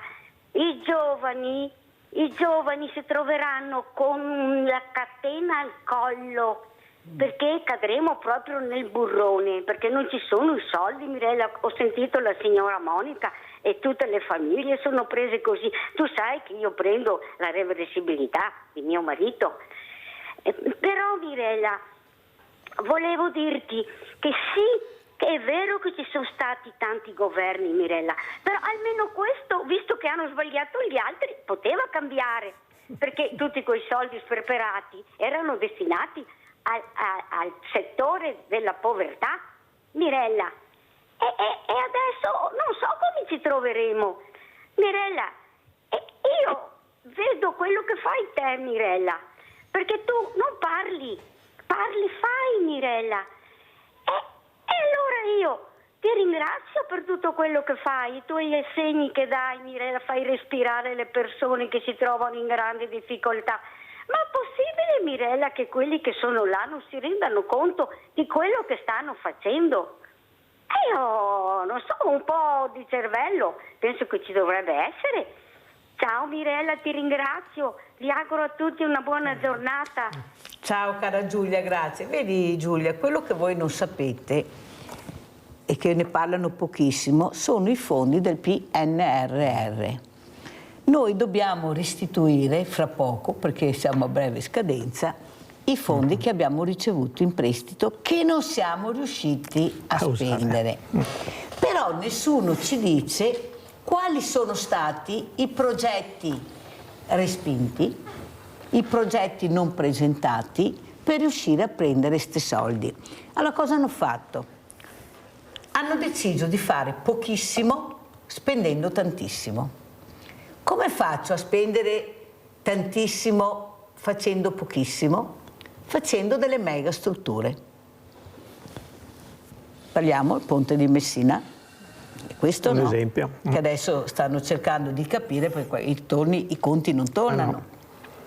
Le autostrade, le corsie, senza pensare che magari, visto che abbiamo i migliori ingegneri, architetti, tutti ci invidiano, lavorano all'estero, quando fanno dei ponti siamo anche noi magari che li facciamo, di capire che forse dovevano interpellare queste persone, capire cosa fare. È un paese circondato dall'acqua, i porti, la ferrovia, eppure si va da un'altra parte, perché va a vedere gli interessi. E gli interessi non sono quelli di portare avanti l'Italia per gli italiani, sono quelli della politica. Quello è il gioco. E là il gioco, il tratto è tratto. Io devo fare quello che mi dà visibilità che mi rende grande, mi renderà grande nella storia, le piramidi, no? Una volta i faraoni facevano le piramidi e che le abbiamo anche qua, abbiamo le piramidi, non mica che non le abbiamo. Che vuoi? Il problema è che sono anche soldi nostri, oppure soldi dati dall'Europa, perché tanti ce li hanno regalati. Questa Europa maltrattata, cosa fa? Però siamo andati a prendere i soldi, li abbiamo anche, anzi hanno fatto le corse per prenderli tutti, quelli regalati a fondo perduto, quelli da restituire, intanto dammeli, e siamo andati là. Nessuno ha detto che schifo che fanno questi soldi, no, dammeli. Il problema è come però adesso usarli. i conti non tornano, come li spenderemo? Ecco Giulia, i fondi del PNRR che nessuno ne parla. Perché il PNR sono i progetti, il PNRR sono i fondi. Fraioli. Beh, vedi, a differenza di qualche altro soggetto, noi come sindacato siamo legati ai nostri iscritti, perché sono loro che ci danno la capacità di esistere, e ogni iscritto è una famiglia.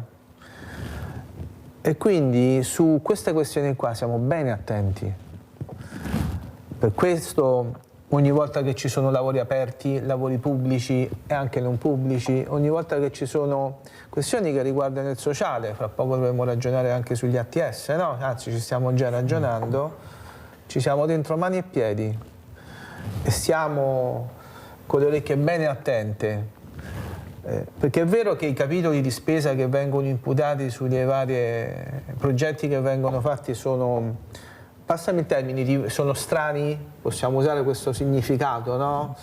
Sono un po' nebbiosi, però è anche vero che rispetto, ripeto, ad altri soggetti abbiamo oggi la capacità noi, proprio per il dovere che abbiamo, per il senso di responsabilità verso le persone, anche qua uso una maniera forte, no? Che ci tengono in vita, e quindi sono i nostri iscritti, le nostre persone, abbiamo il dovere di tutelarli. Abbiamo il dovere di dare loro le risposte e abbiamo gli strumenti per farlo e per entrare su cortina, sui cantieri. Noi siamo dentro e stiamo verificando, stiamo controllando. Sugli ATS stiamo dentro e stiamo verificando. Cioè, poi è anche vero, perché poi sarebbe ingeneroso fare di tutta l'erba un fascio, attenzione, perché corriamo il rischio di cadere un po' nel qualunquismo generale. È anche vero che questa sensibilità sulla corretta, oculata, attenzione, oculata gestione di questa montagna di soldi, che è una montagna di soldi del PNRR, e non sono a fondo perduto, attenzione. No, bisogna anche renderli. Una parte. Su questi soldi siamo riusciti col passare negli ultimi anni ad avere anche dei rapporti, qua sembra strano, dei rapporti corretti e trasparenti con alcune istituzioni, e questo ci ha consentito di portare avanti alcuni progetti, ma la strada è lunga, la strada è complicata e la strada diventa sempre più difficile, e però se ci arrendessimo abdicheremo al nostro ruolo. E queste trasmissioni, e finisco, e oggi sentire queste persone, Monica, Sara, tutte queste persone che hanno parlato, ci dà a noi il senso di quello che facciamo e di dire siamo sulla buona strada o siamo sulla cattiva strada. Allora abbiamo Giusy, vai Giusy. Ciao Mirella, buongiorno ai tuoi ospiti. Allora Mirella, io dico sempre e faccio ancora il discorso di queste persone quando ti dicono in bocca al lupo e loro dicono crepi il lupo, che non va bene, perché il lupo prende per il collo i lupetti e se li porta al sicuro. Sì che bisogna sempre dire grazie, ma ho parlato anche con certi laureati e dicono ancora crepi il lupo, ma dove sono? Non hanno mai sentito questa cosa qua. Ti ringrazio, ciao, buongiorno. Ciao cara Giusy, grazie. Allora andiamo a vedere invece cosa ha detto Federica Verin, mamma di una ragazza che ha partecipato alle Paralimpiadi e che sono stati segati. Andiamo a sentire cosa dice questa mamma che chiede l'aiuto. Ecco, Fraioli, dobbiamo unire le forze per capire cosa sta succedendo. Gazzola, sentite cosa dice Federica Verin, mamma di questa ragazza che sta cercando di capire perché è successo questo.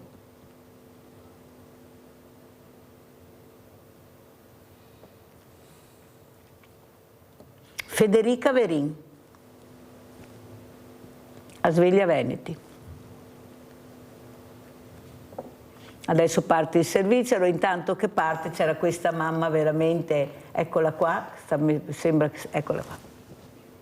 Allora, noi siamo in Game, un movimento di opinione che è nato dopo le Paralimpiadi di Parigi, in considerazione del fatto che, essendo la disabilità più diffusa al mondo, fino a questo momento l'Italia praticamente è riuscita a portare un unico atleta. Quindi lo ricordo, un unico atleta a Parigi e 3 soli atleti a Tokyo, quindi con un decremento dei numeri.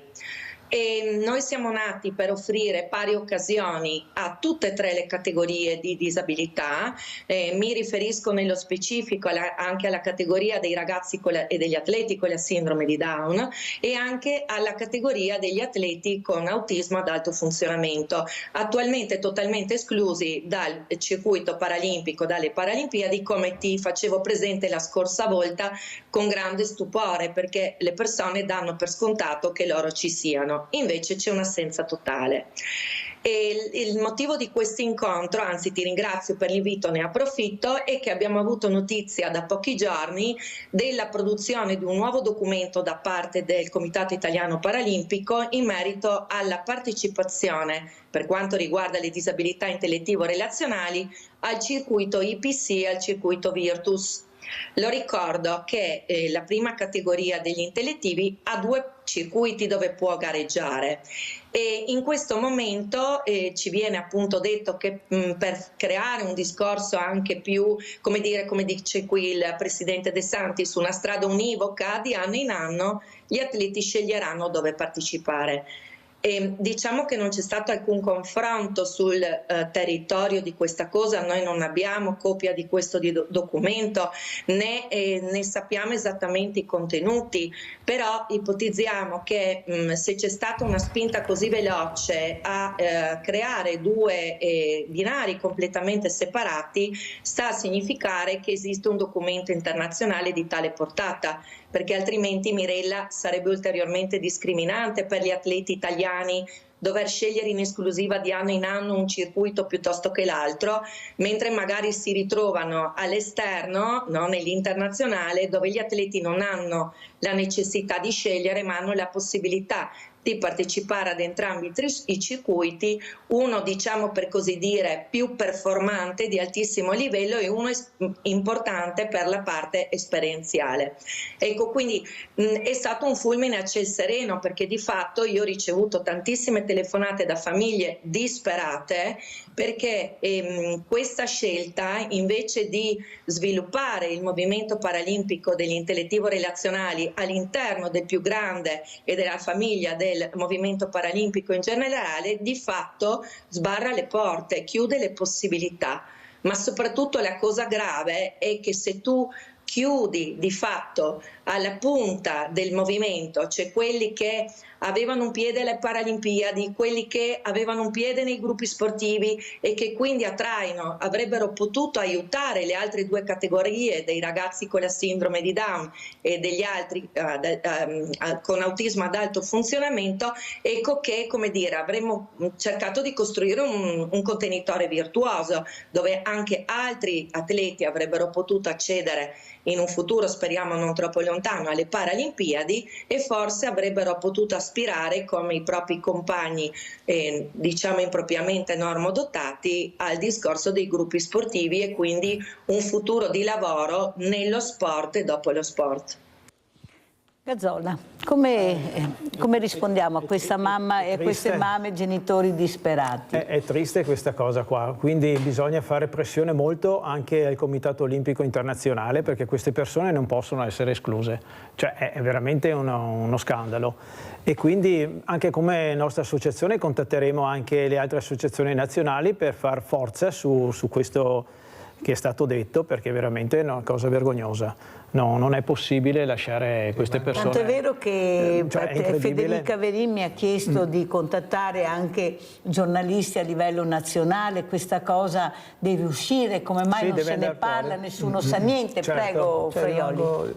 Basito. Rimango senza perché in teoria lo sport è inclusivo. dovrebbe includere. Tutto quello che abbiamo detto. Cioè, dovrebbe includere, quindi mi astengo da ulteriori commenti e mi auguro che lo sport a tutti i livelli che qualcuno ritorni sui suoi passi. Non interessa molto, ma interessano sempre il discorso del denaro. Cioè l'attività sportiva dei ragazzi monodotati e di quelli che hanno delle problematiche è molto secondario, non interessa molto. La famosa medaglia che interessa magari a qualche atleta, perché certo hanno impegni, danno la vita per prendersi la medaglia, per carità, ma chi le organizza dello sport non gli interessa quasi nulla. E questa è la cosa grave. Però, Gazzolla, bisogna guardare oltre. Tu sai che a Mirella più paletti mettono e più a lei piace passarli, anzi che me ne mettano pure, siamo in tanti e riusciremo a farcela. Il problema però è un altro, che bisogna unire le forze. Siamo sempre là. Siamo sempre là e avanti, però prima o poi ci riusciremo, no? Bisogna. Perché anche se Federica Verin chiede questo, non è che tutti devono occuparsi di sport.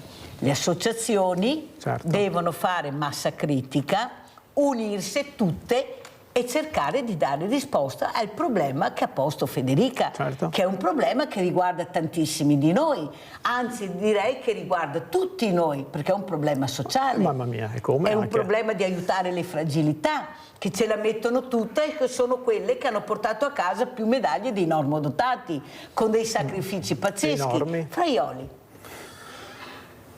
Io ripeto, cioè, sentendo, rimango molto sorpreso dal fatto che sia stata presa una decisione del genere. Siamo contrari allo spirito che ha lo sport, allo spirito che hanno i giochi olimpici, i giochi paraolimpici, che vengono tanto, che giustamente vengono equiparati. Io non vedo differenza, sport è sport, sia che sia fatto in un modo sia che sia fatto in un altro. E mi auspico, purtroppo sulla questione, noi come organizzazione sindacale, come WIL, non abbiamo la capacità di incidere sulla questione, certo, però per quello che ci sarà possibile, tramite alcuni meccanismi proveremo anche noi a spingere sulla questione, ma questa cosa va sanata. Vedi Fraioli, non è questione che il sindacato si deve occupare di questo caso, che non è il caso ma del sindacato, della WIL magari. Il problema è che in politica contano i numeri. Allora, se tu ti presenti in 10 è un discorso, ma se tu ti presenti in 10.000 è un altro discorso. È diverso. Non guardano a chi appartengono questi 10.000, loro guardano il numero. Allora qualcuno è contrario ai scioperi, ma se ci tolgono anche quelli, chi è che ci ascolta? Perché è facile dire non scioperate e dovete capire che... Ma se non si riesce a capire che l'unico modo per essere ascoltati, che ancora ha parola, è lo sciopero, e qua ho chiesto anche i sindacati che dovrebbero essere anche loro molto più uniti su cose che poi riguardano tutti, perché alla fine i problemi che ha la CGIL ce li ha la WIL, ce li ha la CISL, perché sono quelli i problemi degli italiani, perché l'unione fa la forza. Finché continueremo a essere divisi, perché politicamente, perché economicamente, noi non andremo da nessuna parte e regnerà il dividi et impera. Questa è la verità che vedo io. Paola da Padova, vai Paola. Sì, ciao Mirella e buongiorno ai tuoi ospiti. Appunto anche, cioè, se guardiamo bene a specchio, qua siamo messi malino da metterci le mani nei capelli. Sindacato, io ho rivolto questa domanda a Talmi circa 15 giorni fa più o meno, e mi ha detto: per me va tutto bene, Madama la Marchesa, il fatto che noi, quelli non i politici che hanno stipendi mostruosi e non hanno la reversibilità, anzi prendono la pensione, la moglie, i figli, i nipoti, eccetera, eccetera, mentre per esempio il mio caso, 16 anni di contributi, smesso di lavorare perché ho accudito 2 genitori, uno paralizzato, uno con l'Alzheimer, per più di 20 anni, non ho chiesto nulla a nessuno, mi pagavo allora anche i pannoloni, accudivo anche, fra virgolette, in un certo senso il marito, così poteva lavorare 14 ore al giorno e poter avere una pensione decente, se non che il marito muore dopo 6 mesi di pensione, neanche da dire questo, si agaccia pa intiera per 20 anni, no, sì, a 7 mesi, oltretutto è costato poco anche alla sanità, perché ha avuto un malore davanti all'ospedale alle ore 13 alle 14:20, è morto al pronto soccorso, sì che e mi sento dire da anni che è giusto che io abbia la reversibilità. Quindi anche il sindacato, credo che ognuno di noi debba mettersi davanti allo specchio e dire: ma siamo veramente nella strada giusta? Se posso rubarti velocissima perché ho già forato, vai. Allora, quel caso di quei coniugi, non parlo per me perché mi penso sempre anche agli altri, quei coniugi meravigliosi, 85 anni di Mira, al quale per pagare una multa che non dovevano pagare di quote latte di 600.000 euro, che porta via casa, stalla, mucche, sono soli, vivono in una stanzetta, neanche a riscaldare. Quindi con i tuoi potenti mezzi, se tu potessi vedere veramente di coinvolgere il come e il perché, visto che questa multa non la dovevano pagare perché mi hanno strappato il cuore. Grazie cara Paola, è un servizio che abbiamo fatto anche noi con i nostri giornalisti appunto di Venezia. Allora Fraioli, come commentiamo? Non entro nel merito sulla risposta che gli ha dato alla signora il sindacalista. Certo, anche rispetto a quello che tu mi dicevi, no? Ci sono diverse opinioni ed è bene che sia così, perché è il confronto. Guardate che il sindacato non è così diviso come qualcuno vuole far credere tramite alcuni mezzi di informazione.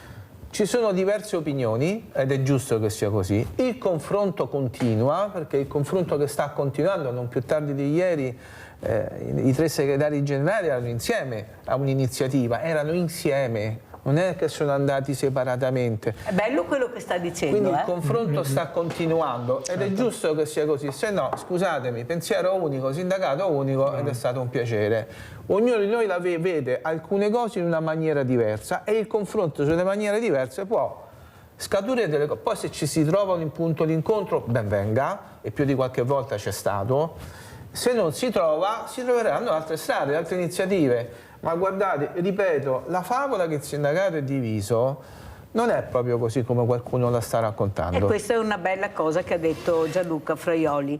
Grazie Gianluca Fraioli. Allora sentiamo come ci saluta Giancarlo Gazzola, con quale messaggio. Allora, Giancarlo? con tutte queste cose che abbiamo sentito oggi è veramente una cosa triste, perché ci sono tante persone in difficoltà e sarebbe bene che questi politici riuscissero a mettersi una mano sulla coscienza, anche che credo non se la mettano. Però siccome noi andremo anche a votare tra poco, soprattutto qui in Veneto, io direi ai nostri amici ascoltatori di informarsi bene prima di mettere quella famosa crocetta e di valutare bene chi mettiamo sulla nuova poltrona a Venezia, perché se stiamo... La poltrona è vecchia, la persona sarà diversa forse. Ma più o meno saremo lì comunque. Comunque l'importante è informarsi, capire i programmi, cosa dicono e che cosa propongono, e poi fategli delle domande. Dite e controllate veramente cosa loro promettono e poi andate a tirargli le orecchie. Grazie a Giancarlo Gazzola di essere stato con noi. Gianluca Fraioli si ferma ancora un pochino. Grazie, pubblicità.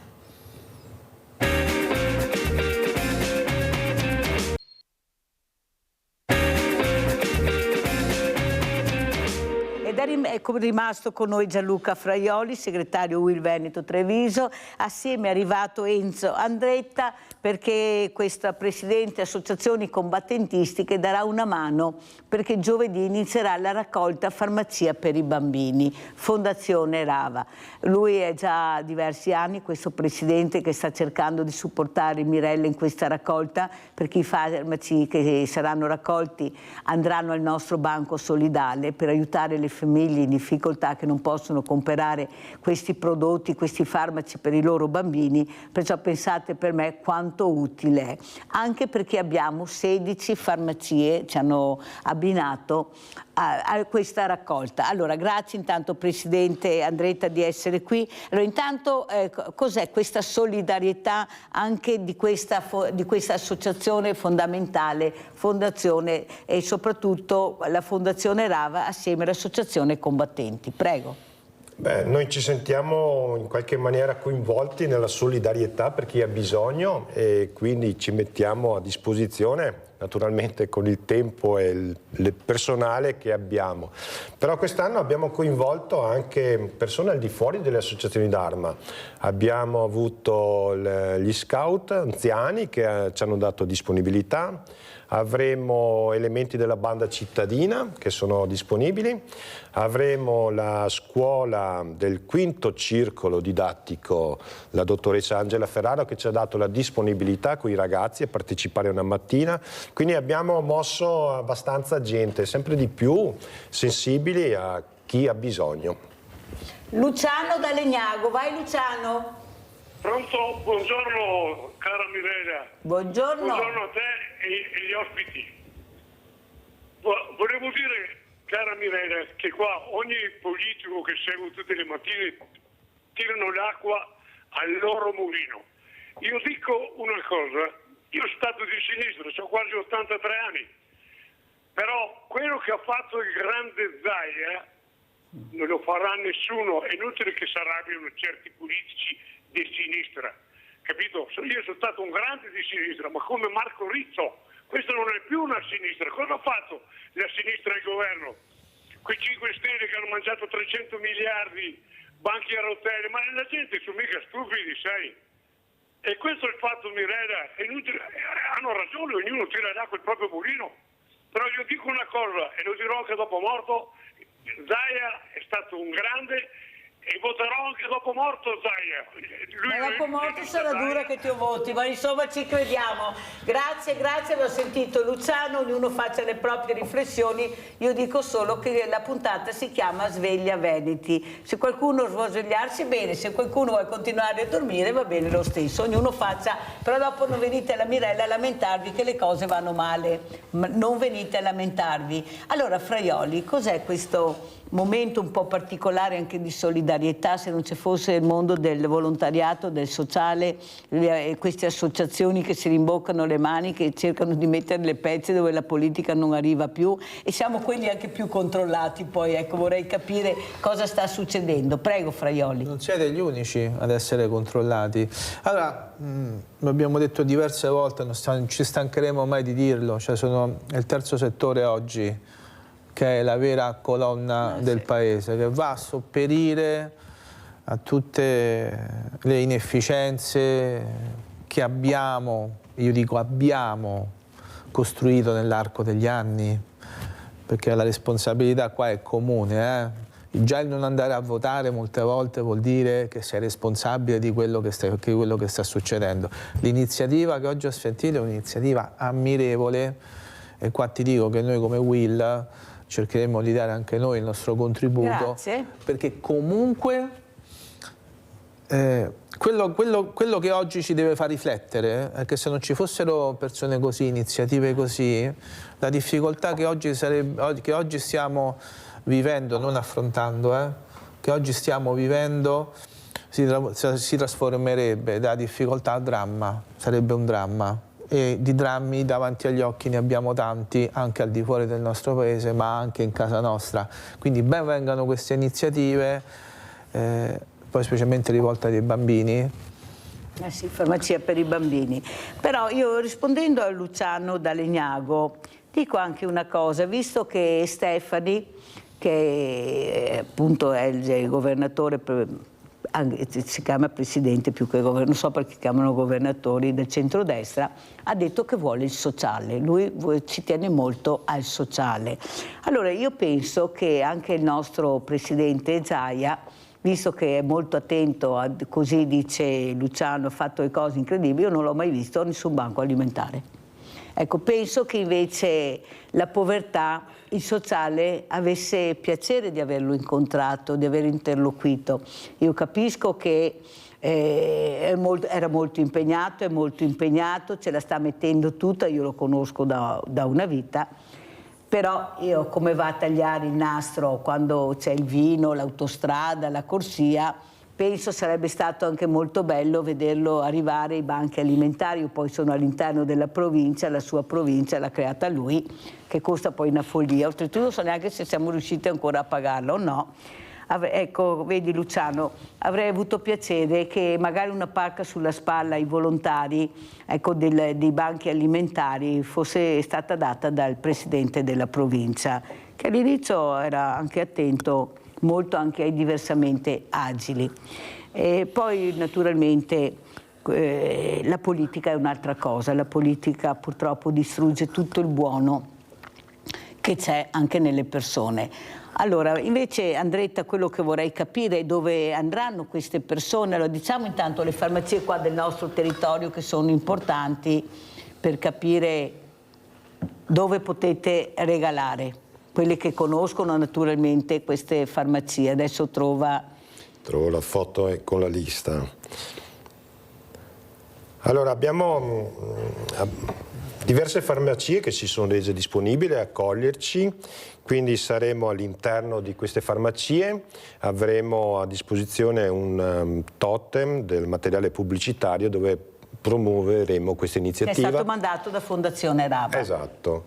Avremo la farmacia Eden Stiore di Treviso, la farmacia internazionale di Silea, il dispensario farmaceutico di Treviso, strada del Canizzano, la farmacia San Giuseppe, la farmacia San Liberale, la farmacia Luzzatti, farmacia Castagnole, la farmacia Collovin di Roncade, farmacia della Zorza, la farmacia Dottor Matteotti di Mogliano, la farmacia di Sant'Antonino, la farmacia in San Lazzaro, la farmacia Marconi di Treviso, la farmacia Santi 40, la farmacia di Ponzano Veneto e la farmacia di Dosson.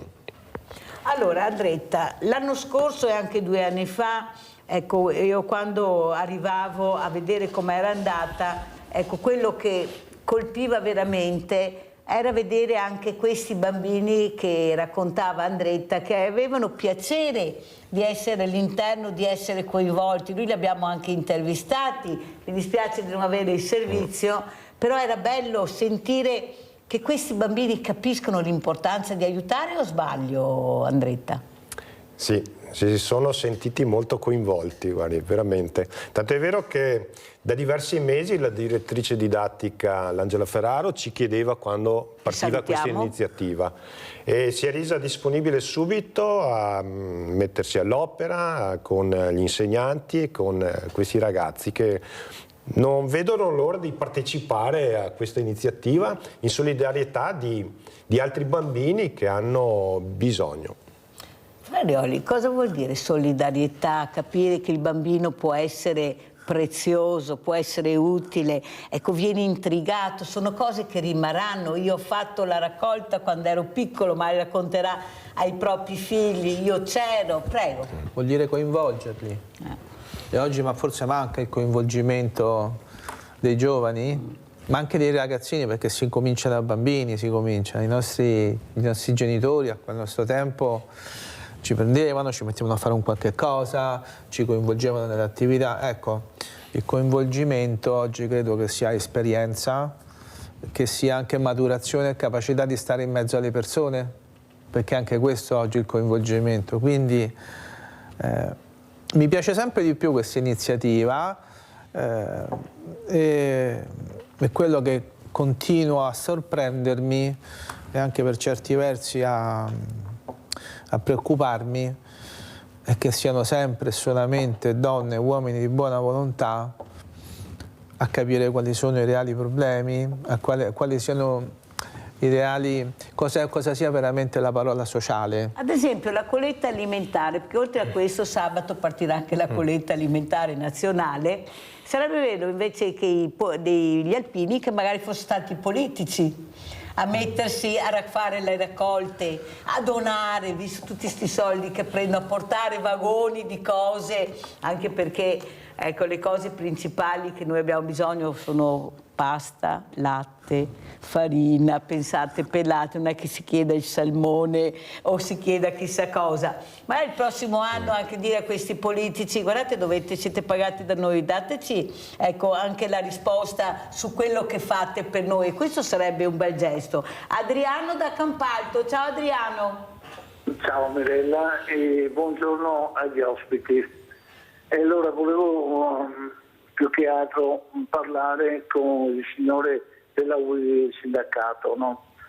A me dispiace una cosa, no? Perché diciamo siamo tutti italiani, no?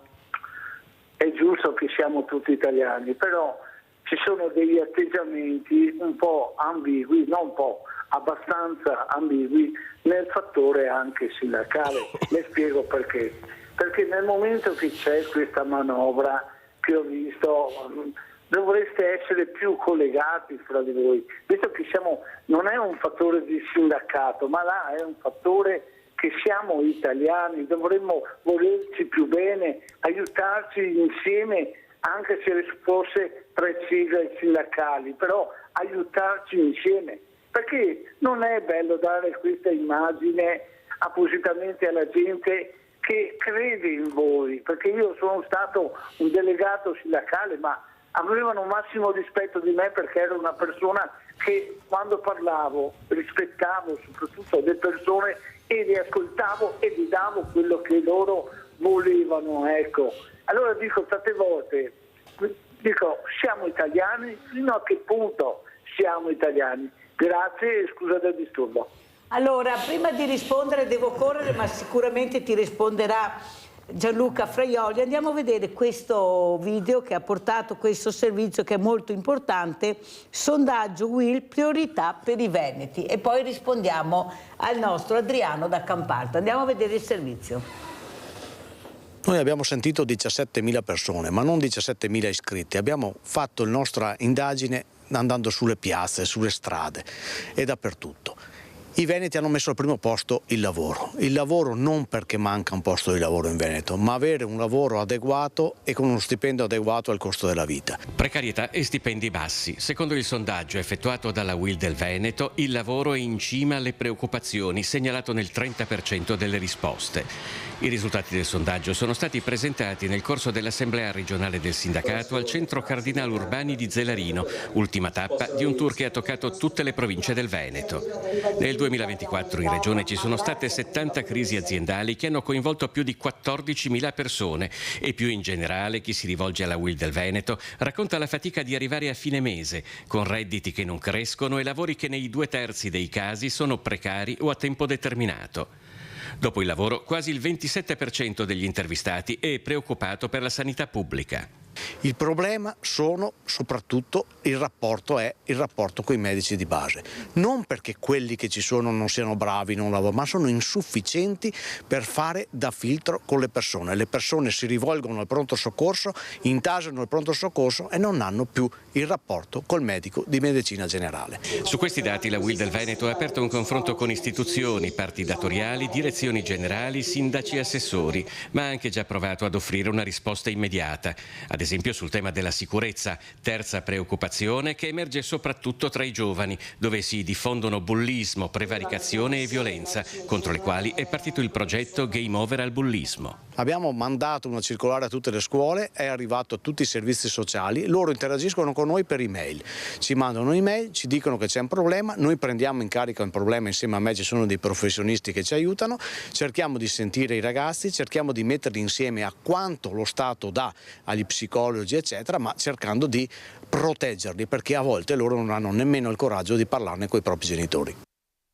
Allora Gianluca Fraioli, prego. Sì, rispondiamo anche a Adriano da Campalto che è importante, sindacato più unito, quello che diceva Mirella prima. Quello che io lo ripeto, il sindacato non è separato, non è diviso, su alcune questioni la pensiamo ed è giusto che sia così, ma abbiamo delle idee diverse ma non sono idee conflittuali. Tutto rispetto per le iniziative che possono avere altri soggetti, che non è la UIL.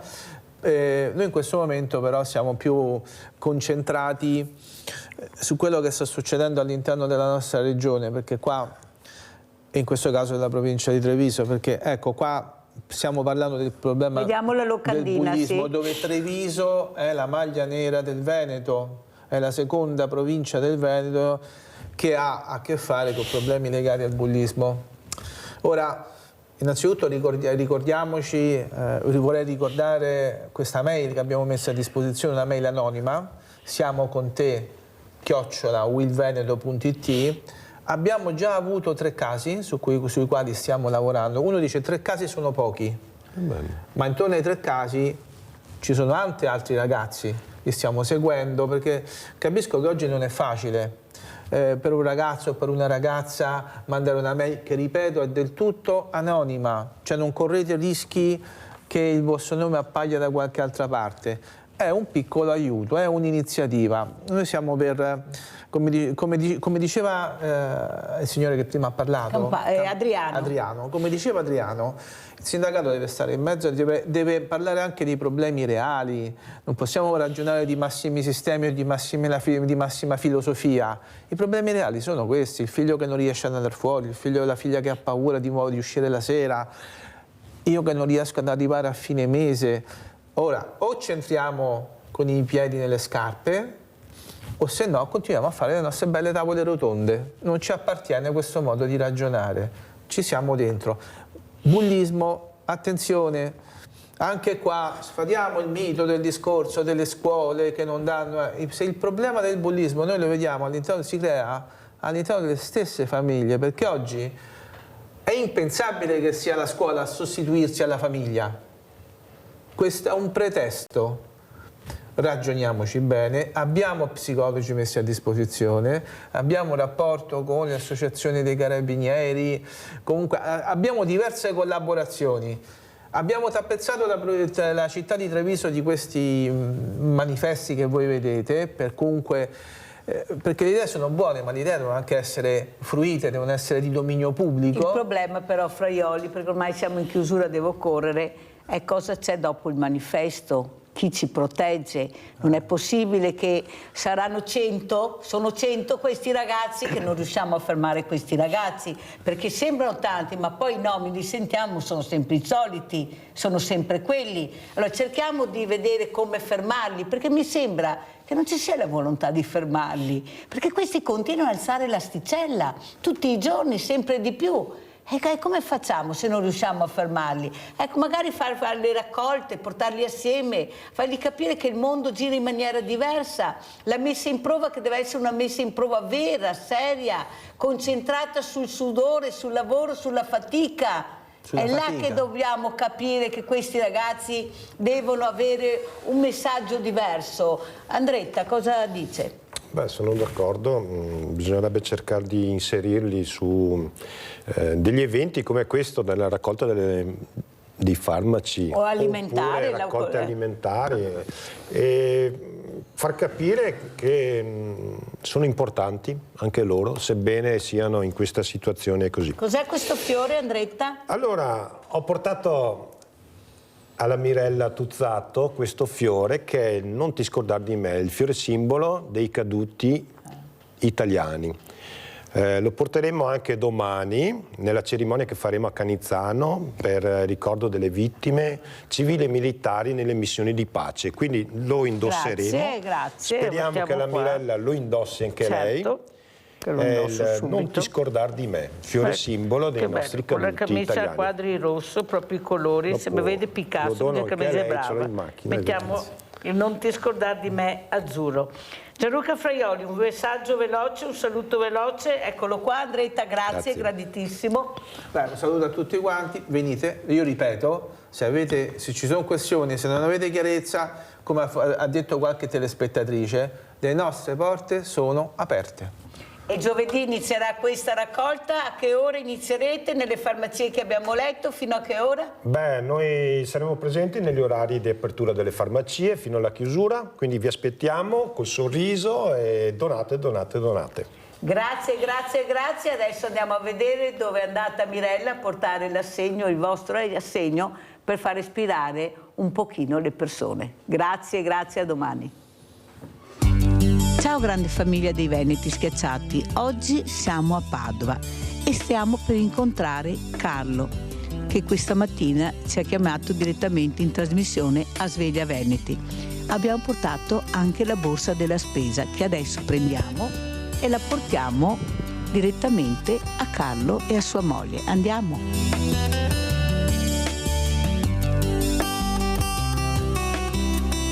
Ecco, suoniamo il campanello. Buongiorno, ciao Elisabetta, ciao carissima. Ciao. Eccomi qua, ciao Carlo, ciao. Ogni promessa è un debito. Certo. Intanto mi fa tanto piacere che tu stamattina ci abbia chiamato, perché hai fatto capire veramente che momento state passando ed io sono arrivata. Cosa è successo nella tua famiglia, Elisabetta? Ma diciamo che da quando lui ha avuto questo problema di salute e quindi anche la impossibilità di lavorare, per noi è diventato difficile tirare avanti, perché abbiamo solo la pensione di invalidità. Che di quanto è la pensione di invalidità? Di 250, quindi una cosa molto irrisoria. E poi ho l'accompagnatoria che per me, quindi il tutto è pari a 800 euro al mese, quindi 800 euro al mese, bollette, cibo e affitti che per fortuna qui abbiamo la fortuna di essere in una casa dell'ente, però comunque voglio dire può capitare l'imprevisto e quindi veramente non ci si sta proprio con le spese. Avete anche un figlio che studia? Certo. Questo cosa vuol dire? E questo è anche un altro aggravamento per la nostra famiglia, ma come per tante altre credo, ecco. E lo stiamo vivendo veramente molto molto male, anche perché io vorrei un lavoro, e sto cercando, anche perché anch'io ho una disabilità e quindi sono nelle categorie protette, però non c'è nulla. Adesso ci spostiamo da Carlo.